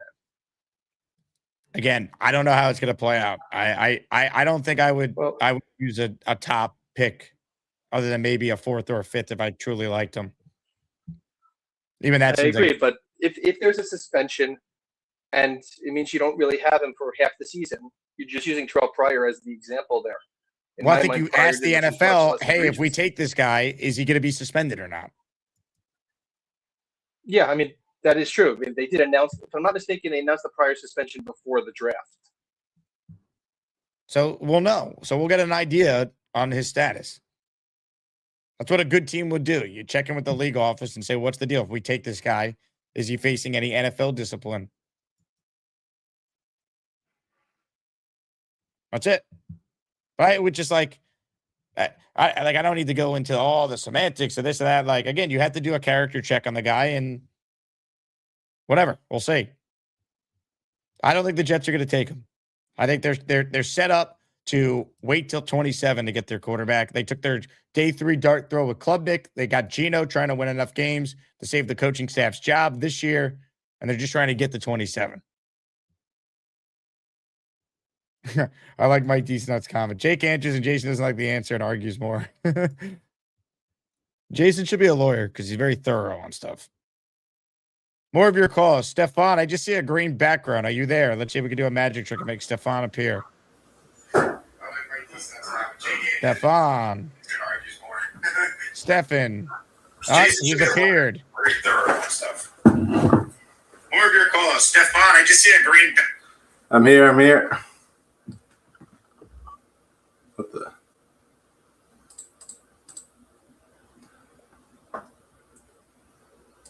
Guess it's just me, dang. Lost Jake. Well, welcome everybody. We can't hear you. Restart. Go to commercial. Hello there, amigo. ¿Cómo está? How are you doing today? I'm doing well. How How are you about doing? you? Welcome to the house. It's not beef. I prefer called Conan the Barbarian. You know, he who crushes enemies, destroys the weak, and takes out the apocalypse. So So, what'd you grade the draft? What's your grade? We gave it an A-. Overall, I really liked the draft. I feel they could have played day 3 a little bit better, so I bumped them down, half a point. How about try C+? Wow. Why do you say that, Beast? These guys are new here, and they have to earn their keep. That's definitely fair. You gotta earn your keep, because you gotta remember too. New York City has 15 papers, and you know what that means? You're gonna have people all over you, the media, the press, everything. That means you're gonna have one microphone there, one microphone there, one over here, one over here. You'll have one behind you, and you'll have every media guy going, What are you gonna do? What are you gonna do? It's like, hey, hold it, one at a time. I don't like 15 people crowding me. It's like, hey, you let the man breathe. You ever let the man breathe? Damn you. That's fair. Yep. You got a lot of people with a lot to say about the Jets draft. It's That's always why I say, concerning when people let the man breathe. Let people breathe. It's like the next minute later, they're going to be asking for, $5 to let you breathe. Can I say that? Oh, yeah. And We breathe in this country for free. We're not weak. But I will say this. Defense got a little bit of a boost. Yeah, offense got a little bit of a slight boost, just a little, not too much, but we'll see what happens first. Always remember, if you don't know what you're doing, get off the table, because if you lose your money, you're not gonna get it back. Remember that. I will. If you're playing poker, let's say you're playing poker and your chips are on the table and you don't have a good hand. What do? All in, baby. Yeah, psych him out. On a bad hand. Nah, I call it. Sometimes you gotta call it. Yeah, get off the table. Get off the table. If you have a bad hand, table. hold your cards, get off the table. Because you'll lose that way. You'll lose. You know why you'll lose? Because always remember, 4 of a kind will beat 2 of a kind. Royal flush will always beat everything. And remember these words too. You roll the dice and you take what you get. Yep. I think the Jets rolled the dice with Sadiq. That was a good pick. Bailey at first I said, oh, no. I didn't want him in the first place. And they're like, why did they take a bad pick? Bad pick. And then this new quarterback that I like from Clemson, great kid. But he went, sure, okay, he may have went to a shitty college, but I'll tell you what he did. He did something about it. We'll see what happens first. Remember, the kids are new. They got to be broken in. It's like buying a new baseball glove. You know how you break a new baseball glove in? Oil. I'll give you an example. I have a Nike baseball glove here that I've had for over 20-some years. If I can find it here somewhere in my department. This right here. I've had this for 20 years. This right here. I've had this for 20-some years. Look how hard this shit looks. This has been through a lot. This has been through a hell of a lot. This thing could take pain, it could take abuse, but it still kept going. That's why always remember, if you see something coming, now you see it. Now you don't. Yeah, you're born to be a Jets fan if you take that abuse and keep on coming back. Did you ever have one of these? Oh yeah, I had plenty. My grandpa was a pitching coach with the Angels. I had a couple. So you have a Nike baseball glove, right? Not on me. It's still at my parents' house. Unfortunately, okay, so you have one of these. Yeah, I'm pretty sure I do. It's been a while. Yeah, you know how much this kind of glove runs for? You're looking at $200, maybe $300. Well, then I'll be right back. I gotta run to my parents' house and go through our garage. Well, make sure this glove is still there, and if it's oiled, then that's all good. Putting it all on the Jets to go to playoffs. Let's see what happens. Keep that as a bonus and keep that as a notice. And remember, if you see it coming, that's what you get. Now let's go to another caller. I don't want to feel like an asshole. Go to another caller, please. Thank you. Have a beautiful day. I have no control here. Do I have to do the talking hand and go, excuse me, I'd like to ask you a few questions. This is What's not the time, perspective on the Jets draft? Me talking to you or your ass. I'm history. Well, thank you for that very much kind. By the way, do you have ligament? Ugh. Asshole Romeo.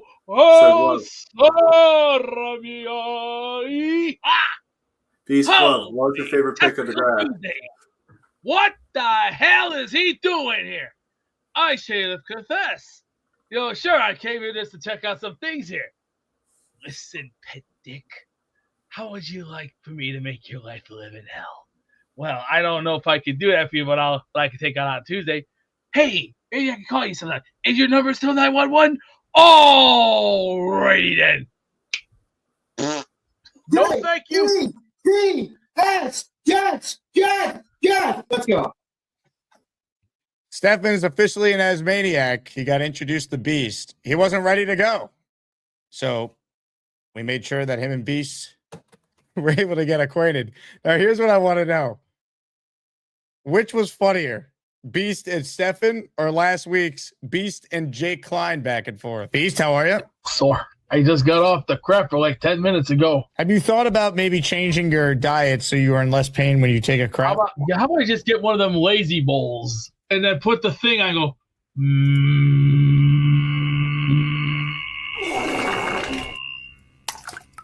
Jake Klein joins us. Hello, Jake. By the way, whoever this Beast dude is, like, he needs my services. Get him to give me a call, by the way. You're in a lot of pain right now, clearly. You got to do something about it. Because the draft is Thursday, we're going to succeed. With Woody Johnson as the owner, no, but nice try. It's called We Will Succeed. How do you think Stone Cold got his Austin 316 and then, the skull in the back? Other side, jackass. What's going on right now? Haters are going to hate because they can't get Jake, I came back for this. What is going on right now? Oh, my God. Am I witnessing that? Oh, Jesus Christ. Oh, Jesus Christ. Any baseball player who goes through pain. Mark McGuire, Sammy Sosa, John Olerud, Joe Carter, Andre Dawson, Rain Sandberg, Don Mattingly, Mickey Mantle, Roger Maris, Reggie Jackson, Hank Aaron, Mo Vaughn, Carlos Delgado, Sean Green, Jose Canseco, even the great Roger Clemens, David Wells, Andy Pettitte. These men broke their backs. Study your books. Come back to me. And when you do, I'm going to give you a test and see how much you learned. You did good, but you're a rookie still, kid. In 100 years, when we're all dead, maybe the archaeologists will finally find us by then. They'll probably look at us like we're ancient dinosaurs. Think about it. Think about it. Use the internet. That's what they invented these things for. Why do you think they invented these? These phones. They got Android. They got iPhone. They got them little thing called tablets. But you know what you got to do in life? You got to get what you need. Oh, my God. What is this? Just put your effort to it, kid. Oh, my God. Just learn. That's a code. Some people like to use it as a punchline. Oh, my God. I'm blind. You're supposed to be like this philosophical guy who, knows, how to use his brain and intellect, but you can't handle Beast. I don't know what that means. What's wrong with you, man? Welcome to the game, bro. Bro, what is going on right now? I can't. Beast, I don't want to talk to this dude. I'll leave. Bye. I'll leave. What's up? Peace, brother. What a moment in time. Hey, shout out to everyone who's tuned in. If you're on hold, we'll get to your last remaining calls here. Almost at the 2-hour mark, somehow, some way. Shout out to Billy. Nice comment he wrote. Jake, the show brightens my day. I love it. Stefan, I was going to actually go back to you, but he left. He just dropped off the line. I was going to say, you were a good sport. You dealt with the Beast. But then his call dropped. So let's say hello to a man who went all the way to the Final Four. Ladies and gentlemen, on the Gusbuster Umbrella Hotline right now is... He's home, his bell is on the bed. That's what feels good. On the road, his bell is on the bed. In a dirty hotel room. He calls the show, his bell is on the bed. He's just more comfortable. He got a beard, loves the jets, super jets. Loves a big fella, sleeps alone. There's no room on his bed. That's a big fella. Yo, I'm dying from Beast, bro. When he did the puppet with the mitt, I lost it. Bro, he starts talking with the man. He goes back to Abe Klubnik. Good kid, went to a shitty college. I guess you're not going to get any viewers from South Carolina, bro. Oh, my God. It was so funny, dude. I was dying. I can't even keep it together, man. I just want to thank everybody who voted for me yesterday, man. 300 people voted for me. That's fucking amazing. You got this community's the best, bro. Vote Chef Kev all the way, dude. And Oh my god, dude! And then you played the clips from last time with Jake Line. I was fucking dying the whole time. That was a great Oh, one. it's so good, dude. It's so good. This show is amazing. You're great. Everything's, you know. I got into it with Six Rings yesterday a little bit.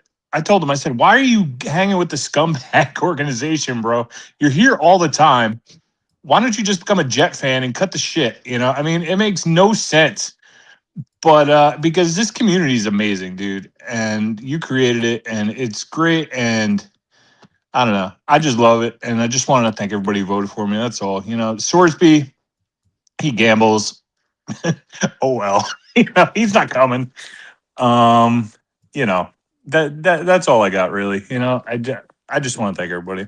Big fella, you're the best, and you're a major reason why this community is what it is. So thanks for all you do, and you had a great run in the tournament, man. So many memorable moments. Thank you, man. I appreciate it. You know, it's actually a relief sometimes. Like last year, I got knocked out by Lowski, and that was fine. I made it around farther this time, but it, like when I'm in it, I like put a lot of work into like stories and stuff like that. I sent Gator yesterday. I texted him like this long message about like what I was going to do if I met Gary in the finals, bro. And he said it would have been amazing.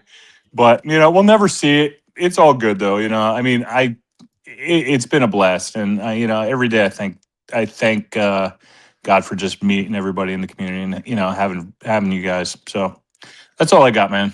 You're the best, big fella. Thanks for all you do. All right, have a go, man. You too. Bye. Ladies and gentlemen, the big fella. Maniac Madness is underway. Make sure you make multiple accounts and vote 50 times for Gary 3D Boxing. This afternoon, the other Final Four battle before our championship on Friday. It's Gary 3D Boxing. It's Charles Gorman.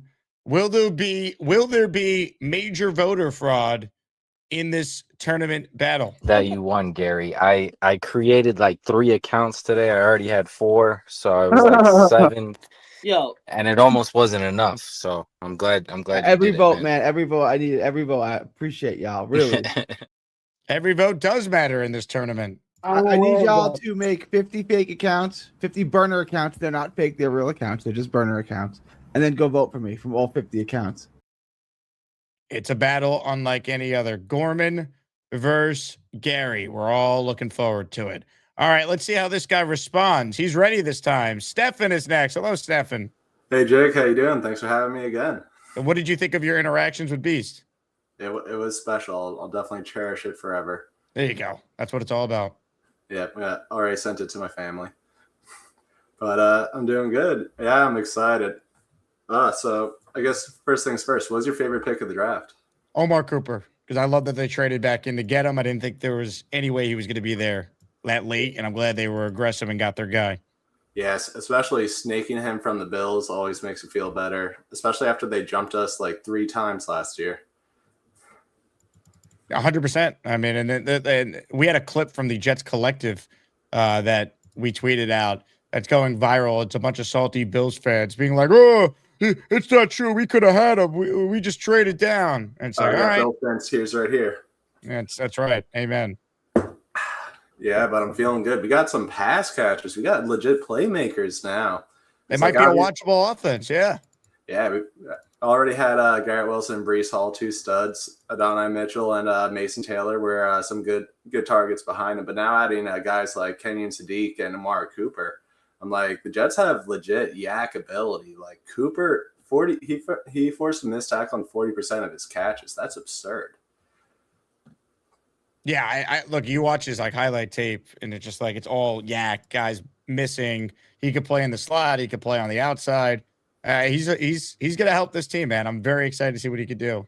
Yeah, it feels like a chess piece where you just get the balls in his hand and it goes well. It's like he got even more screen targets than Brock Bowers, which it's a bad thing for wide receivers, but the list of the tight ends, they were all studs. I can't remember all of them right now, but I know Brock Bowers is there. I'm excited to see what they do offensively to design, basically plays for these guys. And how often do we see Sadiq and Mason Taylor on the field together? You'd think a lot, right? You could just one of the things that I know the Jets liked about Sadiq is they think it's really going to help open things up for Garrett and Mason Taylor specifically. Yeah, I think they'll pair to get together really well, honestly, because Sadiq he has that, he has a speed to go deep. He's dynamic with the ball in his hands. Like, as I mentioned, got a lot of short passes that he made magic happen. But that pairs in really well with Taylor because he has surefire hands. He didn't make the most after the catch, but I feel we're going to see him just get like 30 first downs by sitting right in the middle and being wide open. And he's just going to keep catching them, taking it, a few extra yards to get the first, keep the chains moving. I feel we got a lot of guys, just get them the ball. They'll get you the extra yards. 100%, man. 100%. Now, in your conversations with Beast, did you realize you were talking to a baseball legend, oil man, Beast Breaker? Wow. I did not know that. My baseball history is a bit limited. I did not know I was talking to the oil man himself. He is the oil man, Pro Baseball Hall of Famer, class of 2001. Wrong. Try 2004. Former two-time home run hitting champion. The only man that broke Roger Maris's 1960 record with the New York Yankees. See, that's what people don't realize. Where did Maris play at? Played at Cleveland. Then he went to Kansas City. Then, when the Royals traded him to New York, Roger Maris made a name for himself. How do you think he did it? With heart. He's the only guy that broke Babe Ruth's record. But then, years later, Mark McGwire broke his record. Remember that.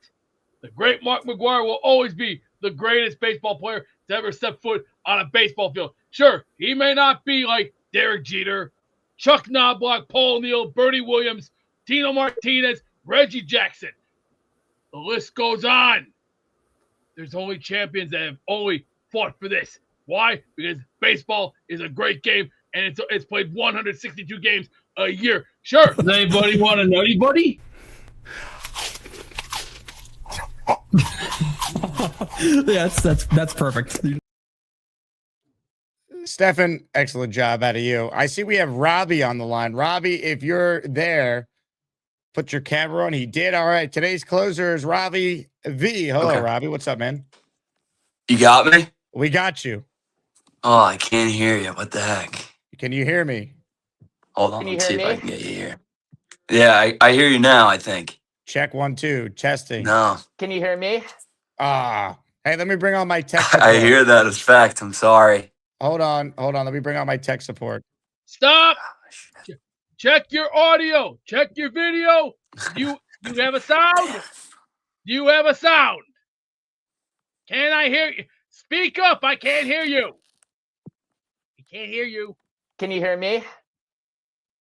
I don't want to talk to you, Max. I'm talking to this guy here. Well, technical difficulties. Please stand by for the following announcement. Now, please, back to Jake Asman and much more at this current moment in time. And this picture does not count. Sponsored by Oil Man. Or sponsored by Jiffy Lube. Jiffy Lube will do better business for you. Jiffy Lube. Get your car done today. Jiffy Lube. The best. And remember, folks, you know it's coming up soon. Memorial Day weekend. Let me see, where's that big old boot at? Where's my boot? Where's the boots at? Oh, and if you want a good sponsor, we'll hand them sponsors out soon. And we should also sponsor one more company, the great Adidas. Sponsor Adidas. Best shoe, best hat, top of the line quality. Sponsor Adidas. Get it now. Do it now.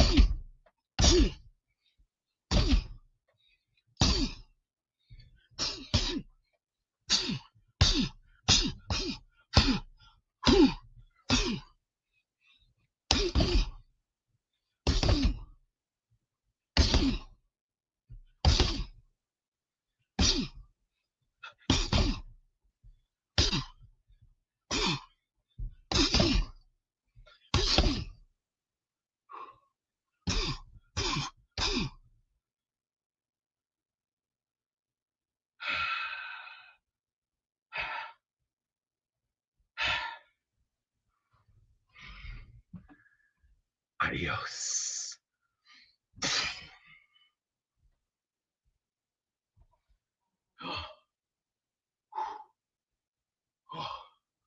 Go to our caller. Go to our caller.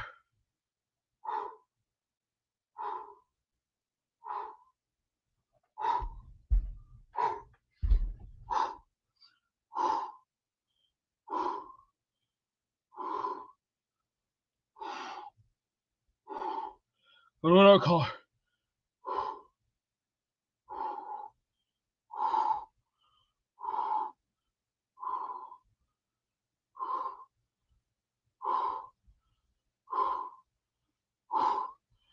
Whew.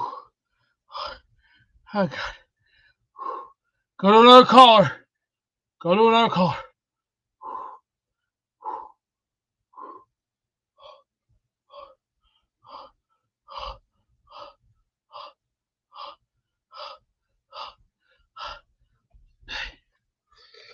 Hey. Oh, shit. Oh, shit. I'm thinking I'm going to do one of these. Let's see if I can do one of these.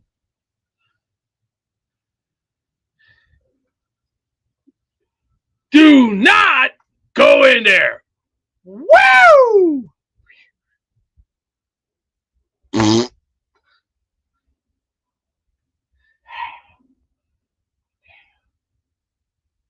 I'm Ernest P. Worrell, the great counseling man.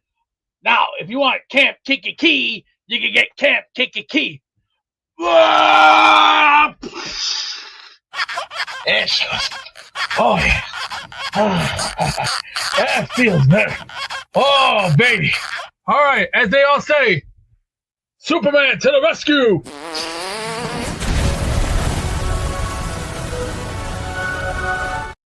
I thought we lost Beast there for a moment. For a moment there, I thought it was over. He was dying right in front of us. But the Beast lives. But this show is over. We're back this afternoon as Maniac Madness continues. The final four, Gary, Gorman, it is all on the line. You want to be entertained?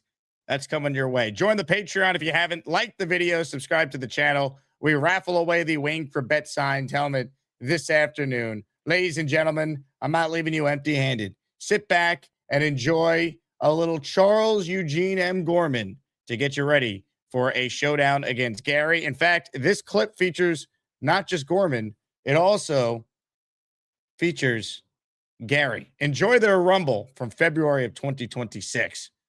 2 months ago. They meet again today. We'll see you then. Go Jets. Thanks to Omari Brown for hopping on. Like the video. Subscribe to the channel. Tell all your friends to tune in every day. Go Jets. Charles said that because he's a Catholic, he wanted to stay a virgin until he got married. But now he wants to get the flower. Like, do you want to have sex with a girl you never met? Or do you want to stay a virgin until you're married? But this shouldn't surprise us because he flip-flopped on the Jets. If he's not a Jets fan, then going to the comic book convention over watching the Jets would make sense. That's a little gay, I'll be honest. We're not even convinced that there was a comic book convention opposite the Jets. Harry, fuck you, goodbye. You see, he's emotional like a woman. He has no testosterone. He can't have a conversation like a man. He's too emotional. Charles, what's wrong? Gary cares more about people being gay than worrying about himself. Holy, I can't believe it. What the?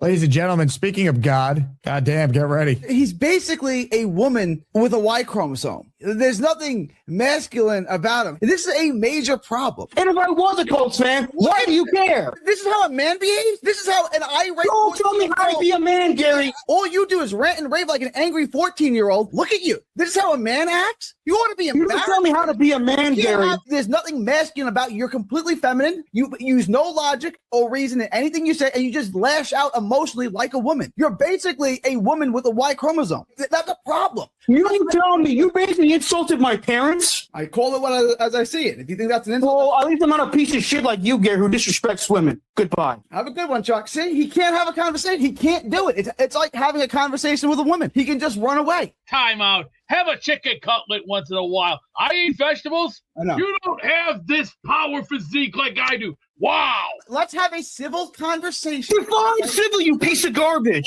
I can be angry when I want to be. You insulted my family. Look at this. It's a woman. You weren't raised properly. Yes. I was raised properly, you piece of shit. This is what your parents produced. So fuck yourself, Gary. Look at you. Gentlemen, Jesus. He disrespected my family, and he's a sexist. Oh, vegetables kill people. I've been eating vegetables since I was a child. Having a conversation with Gary's like talking to a fucking brick wall.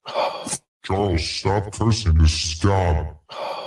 You don't want to end up in hell with Gary. You just sit there and have to watch 2025 highlights of the Jets season on a loop. And I'm telling you, it's not fun. It's nice to see you laugh, Charles. Look at how feminized he is. He's sitting there playing a victim. It's pathetic. They called me names. The pretty girls called me fat and ugly. Bro, shut up. What's a phobia? It's a medical diagnosis. What you're saying is that I was medically diagnosed with an earwax. Oh my God. Look up homophobe.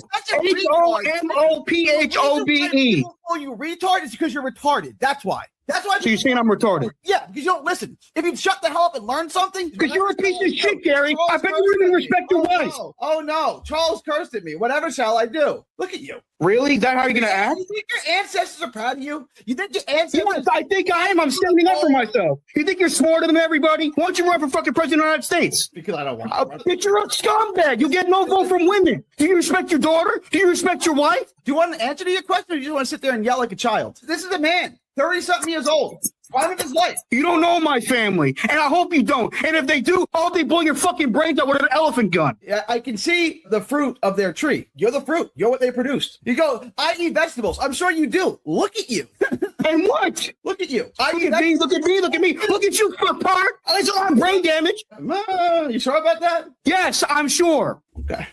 All right. You have no respect for gay people. You force your beliefs down their throats. Right about that. That part's true. That's why you're a homophobe. That's not a diagnosed irrational fear. First of all, I don't hate anybody. That's not respect. Look at it. You say, look at me. Look at me. Look at you, motherfucker. You think you're hot shit. Oh, you think I'm hot shit. You said Joe Douglas should have been hired before he fired, would have been hired. What? Okay. You're laughing at me, you piece of shit. Yeah, I am laughing at you. You think my mother's a left-wing feminist? I never said left-wing. You said don't listen to women. Don't listen to women. That's right. If you're a grown man, don't listen to women. Then you're a sexist. I define sexist, maybe. I probably define sexist. Do you think you should open a door for a woman? Yes. It's part of being a gentleman, asshole. That's a prejudice towards women. So you're, by that definition, also sexist. What a time to be alive, folks.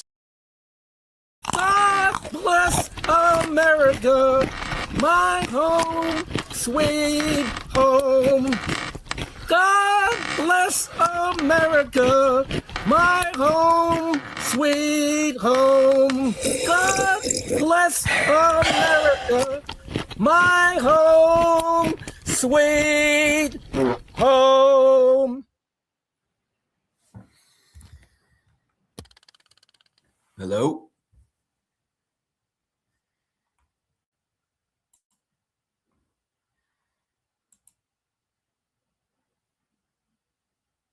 Anyone there?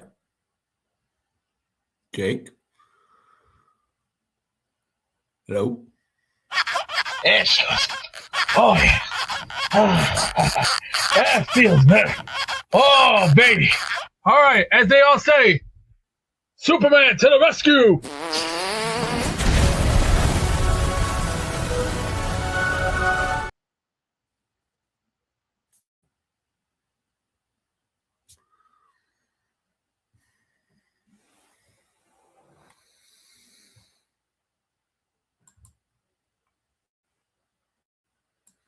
Hello?